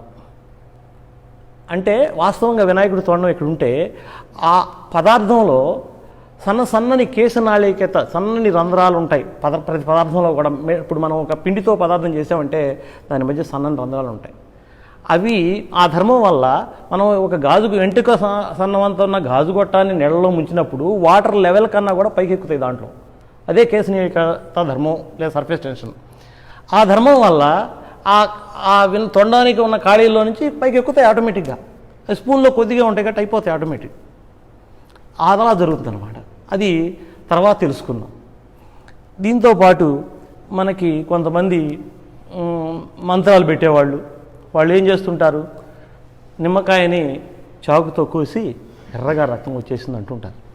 వచ్చేసి ఇది చూసావా, నీకు నరదిష్టి తగిలింది, అందుకే ఇది ఎర్రగా వచ్చింది. మామూలుగా అయితే మామూలుగానే ఉండేది, మీ ఇంటి దగ్గర నిమ్మకాయ కోస్తున్నావు, ఎలా వస్తుందా? రావట్లా. ఇవాళ ఎర్రగా వచ్చిందంటే నీకు దిష్టి తగిలింది, దీనికి పరిహారం చేస్తే కానీ నీకు కుదరదని చెప్పేసి అంత కొంత మన దగ్గర నుంచి లాగే ప్రయత్నం చేస్తారు. దానిలో ఉన్న సూత్రం మనందరికీ తెలిసిందే. దానికి మనం ఫినాఫ్థలిన్ అనేటువంటి రసాయనాన్ని ఆ చాకుకు రుద్ది ముందే ఆరబెట్టుకుంటాడు అతను. నిమ్మకాయలు ఏముండదు, నిమ్మకాయలు మనలేదేమంటాడు. మనం ఏమనుకుంటాం, నిమ్మకాయలు మనం తీసుకెళ్ళినాయే కదా అనుకుంటాం. నీ చేతితో తెచ్చావు, నీతో పాటే దిష్టి కూడా వచ్చేసింది. అసలు రసం చాకులో ఉంటుంది. మీకు ఫినాఫ్థలిన్ లేకపోయినా మందార పువ్వు దాన్ని ఒకదాన్ని తీసుకుని ఆ చాకు గనక రుద్ది 2-3 తడవలు ఆరిపోయేదాకా ఆరబెట్టుకుని మీరు కోసిన దాని రంగు మారటం మీరు గమనించవచ్చు. వీటిని మనకు అది 7th క్లాసు 6th క్లాసుల్లో ఆమ్లాలు క్షారాలు అనే లెసన్లో కూడా ఇవ్వడం జరిగింది. పిల్లలు కనుక విషయం తెలుసుకుంటే దాన్ని చూస్తారు. ఇంకొకటి, సాధారణంగా భూత వైద్యుడి దగ్గరికి వెళ్ళినప్పుడు అక్కడ జరిగే తంతులో ఒక ప్రమిదిలో హారతి వెలిగించి దాని మీద ఆ చుట్టూత ఎర్రనీళ్ళు ఉంటాయి, ఆ పళ్ళెంలో ప్రమిది వెలిగిస్తాడు. దాని మీద ఒక గాజు పాత్ర ఏదన్నా ఒకటి బోర్లేస్తాడు. బోర్లించినప్పుడు కొంతసేపటికి ఆ గాజు పాత్ర ఆరిపోయి ఆ పళ్ళెంలో ఉన్న నీళ్లు కొన్ని దాంట్లోకి చేరతాయి. అవి ఎర్రగా ఉంటాయి. రక్తం లాగేస్తుంది, ఇలాగే రక్త పిచాచి. అది నీ యొక్క రక్తాన్ని ఈ విధంగా తాగేస్తుంది. నీకు దాని యొక్క ప్రభావం ఉంది, నీవు దానికి లోనయ్యావు. మరి ఎక్కడికి వెళ్ళావో ఏంటో నాకు తెలీదు, అలా జరిగింది కాబట్టి దానికి కూడా చేయాలంటాడు. అక్కడున్న సైన్స్ కూడా మనం గమనిస్తే ఏ వస్తువులైనా మండడానికి ఆక్సిజన్ అవసరం. ఆ ప్రమిదని వెలిగించినప్పుడు ఆ ప్రమిద కొంత ఆక్సిజన్ని తీసేసుకుంటుంది. అక్కడ ఖాళీ ప్రదేశం ఏర్పడుతుంది. ఆ ప్రదేశంలోకి బయట ఉన్న గాలి వెళ్ళాలని ప్రయత్నం చేసే క్రమంలో అక్కడ ఉన్నట్టు ఎర్రటి నీళ్ళని లోపలికి తీసుకెళ్తాయి. అక్కడ వేకెంట్ ఖాళీ ప్రదేశం వచ్చింది కనుక ఆ ప్లేస్లోకి ఆ నీళ్ళు వెళ్ళిపోతాయి. అది సహజసిద్ధంగా జరిగేది. అది రక్తపిచాచి రావడం కాదు, మనకి ఇది కాదు. కానీ అలా జరిగేటప్పటికీ ఆ రంగు, ఆ హడావుడి అలా చేస్తాడు. మనం వెంటనే దాన్ని నమ్మేసి మోసపోయేదానికి అవకాశం ఉంటుంది. కొన్ని సందర్భాలలో నీటిపై కూడా కొంతమంది నడుస్తూ ఉంటారు. మన టీవీలో కూడా కొన్ని షోలు చూస్తుంటాం, నీటిపై నడవడం. దాన్ని కనుక మనం చూసినట్టయితే నీటిపై నడవడం అనేది, మరి ఏ వస్తువైనా నీటిపై తేలాలంటే డెన్సిటీ అనే ధర్మం మనకు తెలుసు. సాంద్రత, నీటి సాంద్రత కన్నా తక్కువ ఉంటే తేలుతుంది, దానికంటే సమానంగా ఉన్నా ఫ్లోట్ అవుతుంది, ఎక్కువ ఉంటే మునిగిపోతుంది తెలుసు. కానీ నడుస్తున్నారు అనగానే మనకు అది తెలియదు కనుక ఉంటుంది. అలాంటి సందర్భాల్లో నేను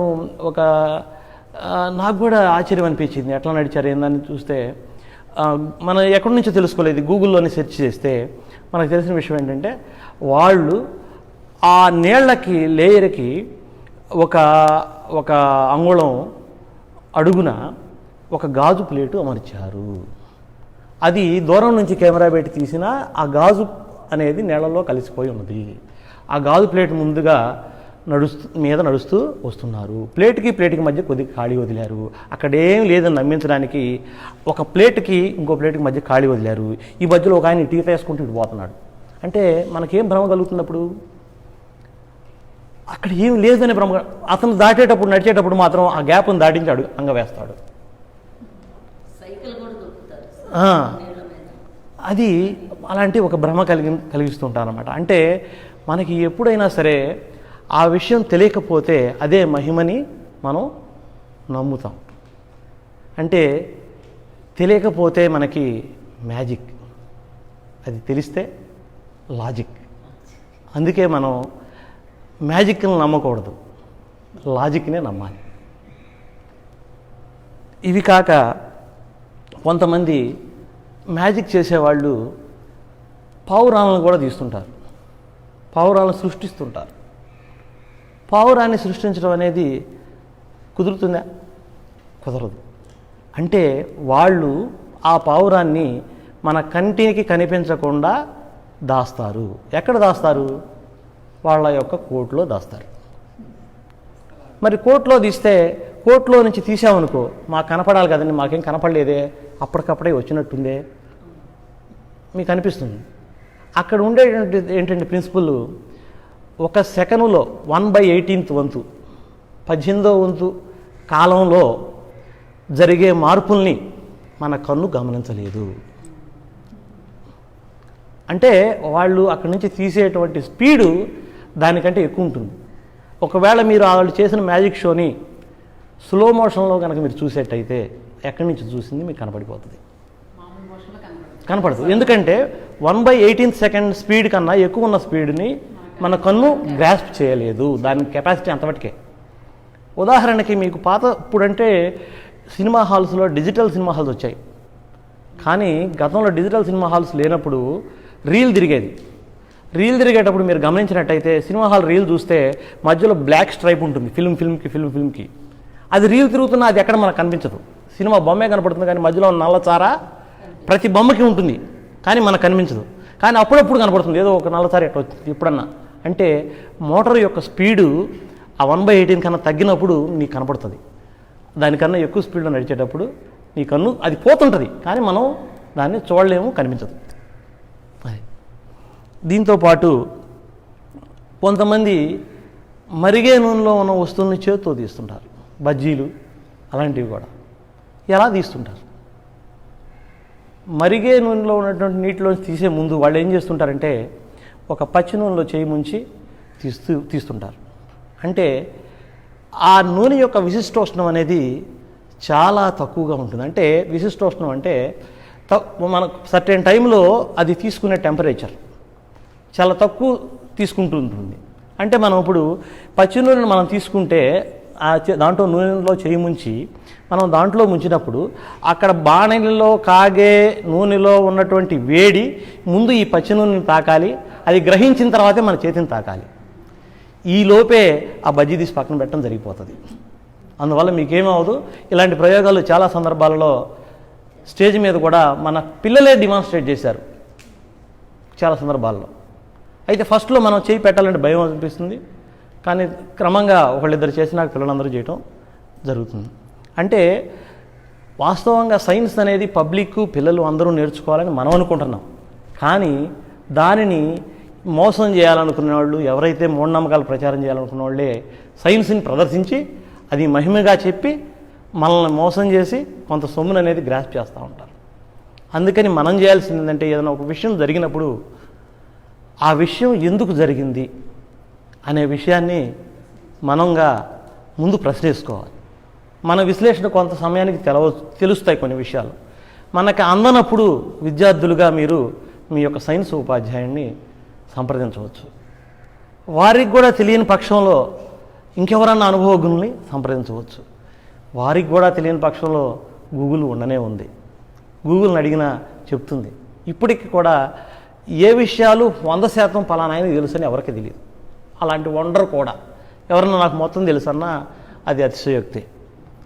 చాలా విషయ సందర్భాలలో కొన్ని మీనింగ్స్ కానీ ఇంకేదైనా నాకు ఈ విషయం తెలియలేదు అన్నప్పుడు ఖచ్చితంగా నేను గూగుల్ని అడగడానికి సంశయించను. గూగుల్ అంటే ఇంటర్నెట్ వర్క్ తోటి కొన్ని ఇబ్బందులు ఉండవచ్చు, కానీ మంచిగా ఉపయోగించుకుంటే అది మనకి ఎంతో మేలు కూడా చేస్తుంది. వీటితో పాటు ఇంకా కొంతమంది పిల్లి ఎదురొస్తే అపశకునం అనుకుంటుంటారు. మరి పిల్లి ఎదురొస్తే అపశకునం అనుకున్నప్పుడు ఫారిన్ కంట్రీస్లో పిల్లిని పెంపుడు జంతువుగా పెంచుకుంటుంటారు. మరి వాళ్ళతో పాటు రోజు చూస్తుంటారు వాళ్ళు. ఇప్పుడు మనం ఏదో ఇవాళ ఒక రోజు ఎదురొచ్చింది అనేది ఆ రోజు కాదు, మరి వాళ్ళు రోజు పెంచుకుంటారు. మరి వాళ్ళకి అపశకునం లేదా అంటే అక్కడ యొక్క అలవాటును బట్టి అలా ఉంటుంది. మనకి ఇక్కడ అసలు ఈ సామెత ఎందుకు వచ్చిందంటే పాతకాలం రోజుల్లో ఎడ్ల బండ్లని కట్టుకొని వెళ్ళేటప్పుడు చీకట్లో ఎర్లీ అవర్స్లో బయలుదేరేవాళ్ళు, బాగా 3-4 టైంలో. ఆ టైంలో బయలుదేరినప్పుడు ఆ ఎడ్లు ఈ పిల్లి కళ్ళు బ్లింక్ అవుతూ ఉంటాయి, మెరుస్తూ ఉంటాయి. అవి చూసి ఎద్దులు అదిరిపోయి కొంచెం భయపడుతుండే.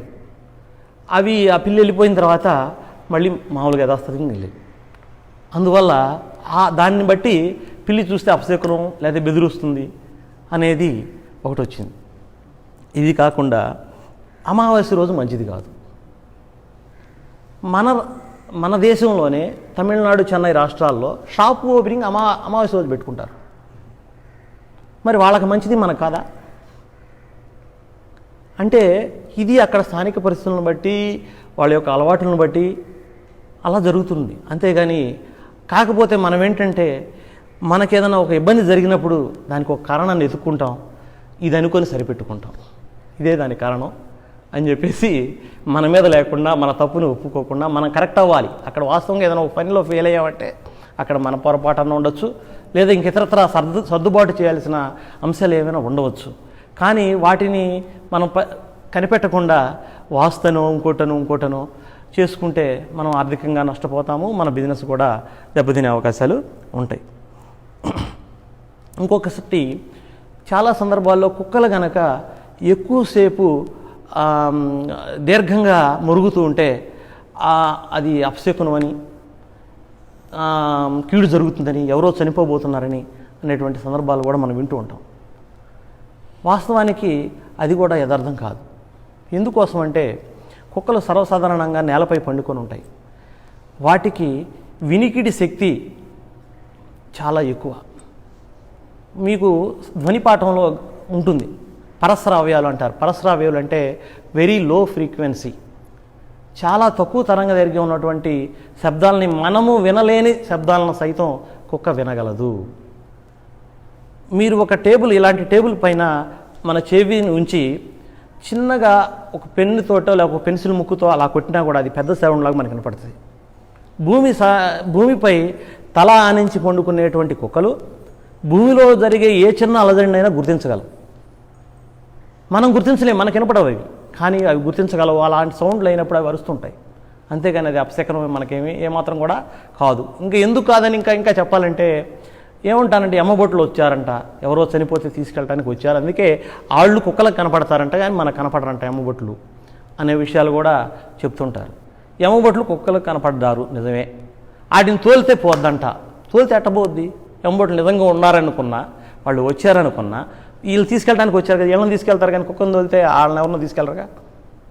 అందువల్ల అది కాదు. నెక్స్ట్,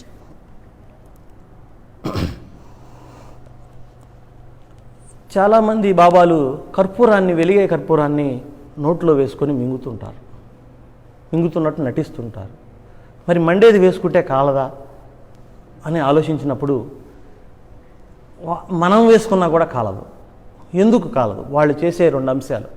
ఏ వస్తువైనా మండాలంటే ఏమి అవసరం? ఆక్సిజన్ అవసరం. మనం నోట్లో వేసుకోగానే ఇట్టా నోరు తెరిచి ఉంచడు, అట్లా మూసేస్తాడు. అంటే దట్ మీన్స్ ఆక్సిజన్ దానికి సప్లైని కట్ చేశాడు. First point. ఆక్సిజన్ లేదంటే అది మండదు. రెండోది, విడిచే గాలిలో ఏముంటుంది? ఎక్కువగా కార్బన్ డైఆక్సైడ్ ఉంటుంది. కార్బన్ డైఆక్సైడ్ యొక్క స్వభావం మనకు తెలిసిందే, మంటల్ని ఆర్పివేసే స్వభావం. అంటే అదే టైంలో ఏం చేస్తాడంటే ముక్కుతో పీల్చిన గాలిని నోట్లోంచి వదులుతాడు. అంటే ఒకవైపు ఆక్సిజన్ అందకుండా చేశాడు, మరోవైపు కార్బన్ డైఆక్సైడ్ని దానిపైకి పంపించాడు. అంటే అక్కడ మండే స్కోప్ అనేది ఉందా లేదా? ఈజీ డెఫినెట్లీ లేదు. సో అది ఆటోమేటిక్గా నోట్లో వేసుకున్న ఒక 2-3 సెకండ్స్లోనే ఆ వేడి మన తాకే లోపే డెఫినెట్గా ఆరిపోతుంది. దానివల్ల మనకు ఎటువంటి హాని ఉండదు. ఇలాగా మరి ఇంకా చెప్పుకుంటూ పోతే చాలా ఉంటాయి. అయితే మరి ఇలాంటి పరిస్థితుల్లో మనం ఉన్నప్పుడు మరి అలాంటి సందర్భాలలో మరి మన వైఖరి ఎలా ఉండాలి? ఇలాంటి పరిస్థితులు మనం చూస్తాం, అప్పుడు మనం ఎలా స్పందించాలా? మన వైఖరి ఎలా ఉండాలా? ఏ విషయాన్నైనా గుడ్డిగా నమ్మకుండా ఫస్ట్ మనం ఆలోచించాలా? అది మన ఊహకు అందనప్పుడు సైన్స్ ఉపాధ్యాయుడినో ఇంకేదైనా అనుభవం సంప్రదించాలా? అది కూడా కానప్పుడు నెట్ ద్వారా సెర్చ్ చేసుకోవాలి. ఇవన్నీ అయినా కూడా తెలియకపోతే కొంతకాలం వెయిట్ చేయలే, కానీ గుడ్డిగా నమ్మి మోసపోయి తోటి వాళ్ళను కూడా మనం దాని ప్రభావితానికి లోన్ చేసి వాళ్ళని కూడా నష్టపరచడం అనేది కరెక్ట్ కాదు.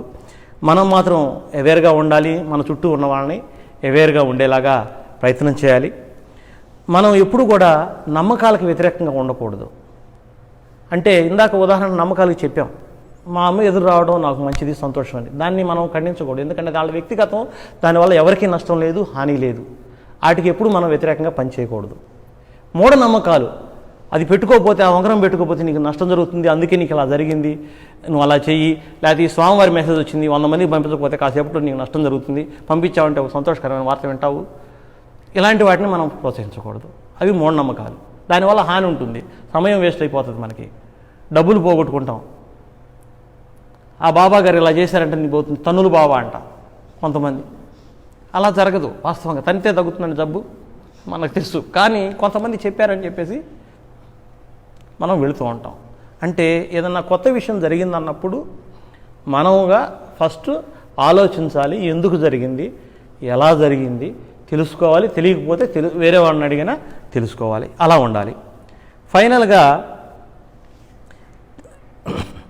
తెలియని విషయాలు తెలుసుకుంటే మన నమ్మకం పెరుగుతుంది. తెలియకుండా ముందుకెళితే అది మూఢనమ్మకం అవుతుంది. నమ్మకంతో ముందుకు వెళితే ఫలితాలు అద్భుతంగా ఉంటాయి. మిమ్మల్ని మీరు నమ్ముకోండి, మీ శాస్త్ర విజ్ఞానాన్ని నమ్ముకోండి, తెలియని విషయాలు తెలుసుకోండి, ఆనందంగా హ్యాపీగా ఉండండి. Wish you all the best. Thank you. నమస్తే. దీనిలోనే మరి ఈ సందర్భంగా మూఢనమ్మకాలకు సంబంధించి మరి బాబాలు చేసేటువంటి కొన్ని సన్నివేశాలు చేస్తూ ఉంటారు. వాటిలోనే ఒక చిన్న ప్రదర్శన ఒకటి ఇవ్వదలుచుకున్నాం. దాన్ని ఇప్పుడు మీ ముందు ప్రదర్శించడం జరుగుతుంది.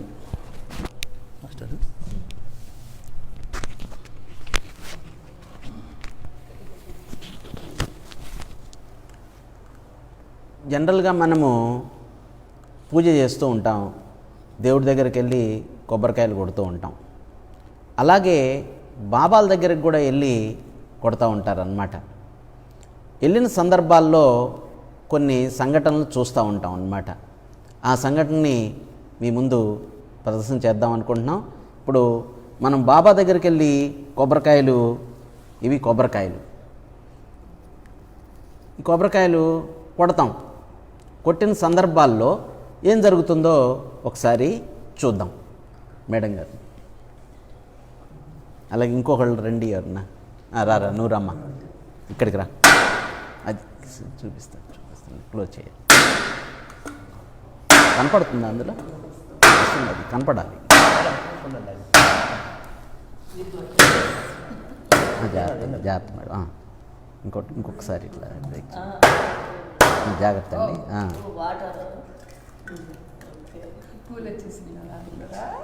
మీరు అదృష్టవంతులు అన్నమాట. మీ దేవుడు బాబా మీ అందున్నారన్నమాట. అమ్మ నువ్వు కొట్టరా, కొట్టు, జాగ్రత్తగా కొట్టు, చిన్నగా కొట్టు, కట్టు, చుట్టూతో కొట్టు, కొట్టట్లా చేతి జాగ్రత్త. వెయ్యి అక్కడ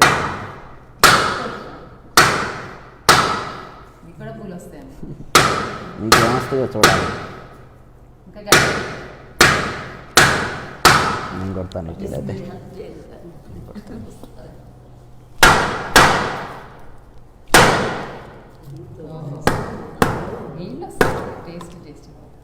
మీకు నీళ్ళు వచ్చినాయి.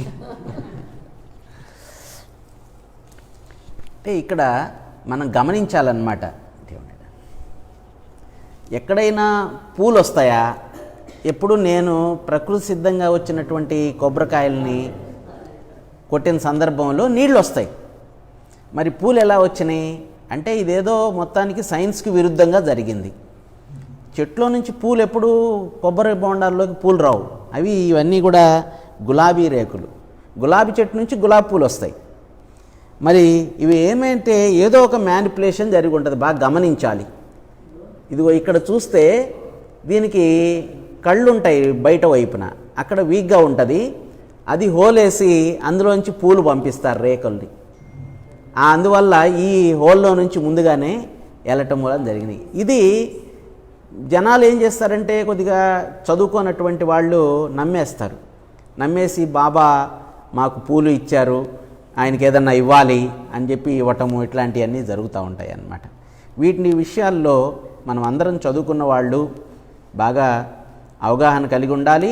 చదువుకున్న వాళ్ళకి తెలియచేయాలి ఇట్లాంటి అంశాలన్నీ కూడా. ఇది ఈరోజు మనం గ్రహించాల్సినటువంటి ఇదన్నమాట. ఓకే, అది మామూలుగా మళ్ళీ చేసేస్తారు. సైన్స్ అంటే ప్రశ్నించడం, పరిశీలించడం, సొంతగా చేతులతో మనసుతో తెలుసుకోవడం అనేది చాలా ఇంపార్టెంట్ ఇక్కడ. అలానే ప్రశ్నలు ఉన్నప్పుడు, సమస్యలు ఉన్నప్పుడు, ప్రశ్నలు ఉన్నప్పుడు ఆ ప్రశ్నలతో ఉండడం కూడా చాలా ఇంపార్టెంట్. తెలుసుకుంటాం, గూగుల్ని అడుగుతాం, టీచర్ని అడుగుతాం, పెద్దలను అడుగుతాం. ఇంకా తెలియనివి, మనసుకు సంబంధించినవి చాలా ప్రశ్నలు మనలో ఉంటాయి. ఆ ప్రశ్న ఉండడం అనేది చాలా అవసరం. ఆ ప్రశ్నతోనే జీవిస్తున్నప్పుడు దానికి జవాబు అదే వెతుక్కుంటుంది అని అంటారు. సో ఈ సైన్స్లో మనము సైంటిఫిక్ టెంపర్ని, ఆ క్యూరియాసిటీని పిల్లల్లో ఉంచడము, వారికి వారుగా తెలుసుకోవడం అనే దాన్ని ఇంపార్టెంట్గా మనం అనుకుంటున్నాము. ఈ సందర్భంగా ఇద్దరు టీచర్స్ కూడా చాలా చక్కటి అనుభవాలని వారు మనకు తెలియచేశారు. థ్యాంక్ యూ సో మచ్ అండి మీ సమయాన్ని. శక్తి సామర్థ్యాలు ఏవైతే సైన్స్ టీచర్గా ఎలాంటి వాటిని అభివృద్ధి చేసుకోవాలో అటువంటి వాటి నైపుణ్యాలన్నింటినీ కూడా మాకు చక్కగా తెలియచేశారు. చాలా సంతోషం. Thank you very much. అందరికీ ఈ సందర్భంగా సైన్స్గా చూద్దాం, సైన్స్ సబ్జెక్ట్ని సైంటిఫిక్గా పిల్లలు తెలుసుకునే విధంగా, వారికి వారు తెలుసుకునే విధంగా ముందుకు అడుగులు వేద్దాం. Thank you so much. మళ్ళీ వచ్చే వారం మరొక అంశంతో కలుద్దాం. Thank you.